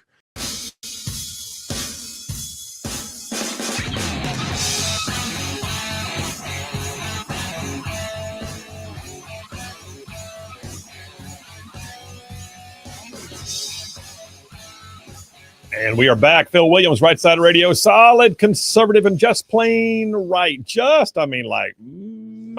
Just making common sense like a superpower. Got a brand new texter in the line. I don't see a name, but tell us who you are and where you're from. It says, with these drone incursions into Poland, I'm curious if I missed the definitive answers concerning the drones that were seen on the eastern U.S. coast, not to mention Zelensky's comments concerning how we love our beautiful beaches and that we would, I don't know anything about what you're talking about. So the drones, remember the drones over the East Coast, New Jersey earlier this year? Everybody thought they were aliens, and yeah. Oh yeah. But I think it also just kind of like they didn't know what story to make of it because there was no explanation that was ever given, was there? Nope. No. I think that's what he's referring to. Yeah. Paul from Decatur says, hey, Colonel Paul in Decatur, Time Magazine wants a nominee for Woman of the Year. I nominate Erica Kirk. That's, you know what? I'm for that. Paul, how do we nominate? I'd love to know. That's a good point. Sam from Priceville says Charlie Kirk Memorial is going to be at the Fredericks Outdoors Sunday, 3 to 7. Okay, that's great. Thank you, sir, for filling us in. There's been a lot of those, and I think there'll be more. Thomas Mathen says these politicos like Maxine and Chuck and AOC and their ilk, they act and talk like they do to get votes, donations, and maybe stuff under the table. So I like it. Social media types who do likewise online to get clicks and actually translates to money, maybe donations and more as well. And then the last one is the grades are in from John. John from Huntsville says JP gets an A+ for his spectacular performance, which means the incredible Phil Williams is today's winner with an A+ for his brilliant spot-on performance. Congratulations. Keep up the good work. Thank you, John. I appreciate that. And I would like to hand off my win today to Lincoln Trumps, who called in and as a high school kid can say things that I never could have said at his age. By the way, the new texter is, I guess, going to tell us their name sometime soon. But anyway, that being said, let me go to the phones. Jeff Rowe from Indiana. Hey, buddy, how are you? North of Bowling Green already. Woohoo! No, man, you're making good time today. the way we like it. It's exactly the way you like it. That's the way we like it. Well, But you don't think about, you talking about these drones and everything. The heck with these drones. Can you imagine what it's going to be like when we use AI and autonomous fighter jets and stuff that's able to do a lot more maneuvers and everything than what a human body can actually take. So we might have hyper jets, I guess you would say, and could get to the battlefield very quickly and take out things and with the skill of a computer. I think we have to watch out for your benefit too for autonomous truckers. What do you think? I think some of them might be. I've seen an autonomous truck come through here before. You're pretty sure nobody was at the wheel. it had a driver, and it had sensors all over it and little things and stuff. And yeah, it was driving itself. Oh wow! So yeah, they've already got the prototypes out there. Oh Lord! It was experimental and stuff, but yeah, it was on the road and going down the road with like I say, there was a guy behind the wheel, but he didn't have the wheel in his hand, so it was doing its own thing. Wow. Okay. Well, meanwhile, you've got a video in your cab that makes sure they know when you don't have the wheel in your hands. Yeah, I'm being watched. Well, what do you think about all this free speech stuff we talked about? We're going to have to fight back on a lot of this stuff and everything. When somebody comes out, calling everybody Nazis and everything, they need to just about be surrounded by good people and just shout them down. That's the only way this is going to come to an end, I believe, is that if we got to do like they do, just surround them, start hollering shame, shame or something, because, or at least ask them what a Nazi is. I don't know if they realize or not, but the Nazis are socialists. Yeah, that's a great point. They were the Nationalist Socialist Party, weren't they? Yes, they forget that the acronym actually means something. I think half the time when they shout these words, you're right. They don't even know the word has taken on its own meaning and they've left behind the original meaning. Yeah, I love it when they holler democracy. Democracy is, going away and everything. I'm thinking, well, we're not in a democracy. We're in a representative republic. So if we was in a democracy, there might still be slaves out there. I don't know. might be, but might be. That would because the Democrats would still have their control over things, and they were the ones who owned the slaves. All right. I get it, but listen, I got about 30 seconds here. What do you think about what's happening in Great Britain?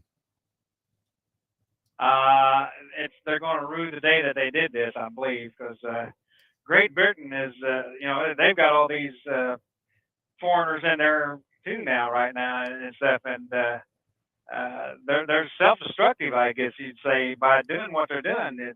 You can't even call it out. Yeah. When you see something going on, so if the people who's calling it out is the criminals, how about the ones who's actually doing the harm to the country? No doubt. Absolutely. All right, brother, got to leave it there. The music's about to play. You be safe on the road, my friend. Have a good one, Phil. You too, buddy. Autonomous truckers. That's scary.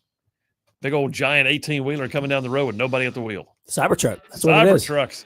All right. Hey, I am not kidding when I say it. There are more of us than there are of them. God is still on his throne. Y'all stay in the fight. We'll see you tomorrow.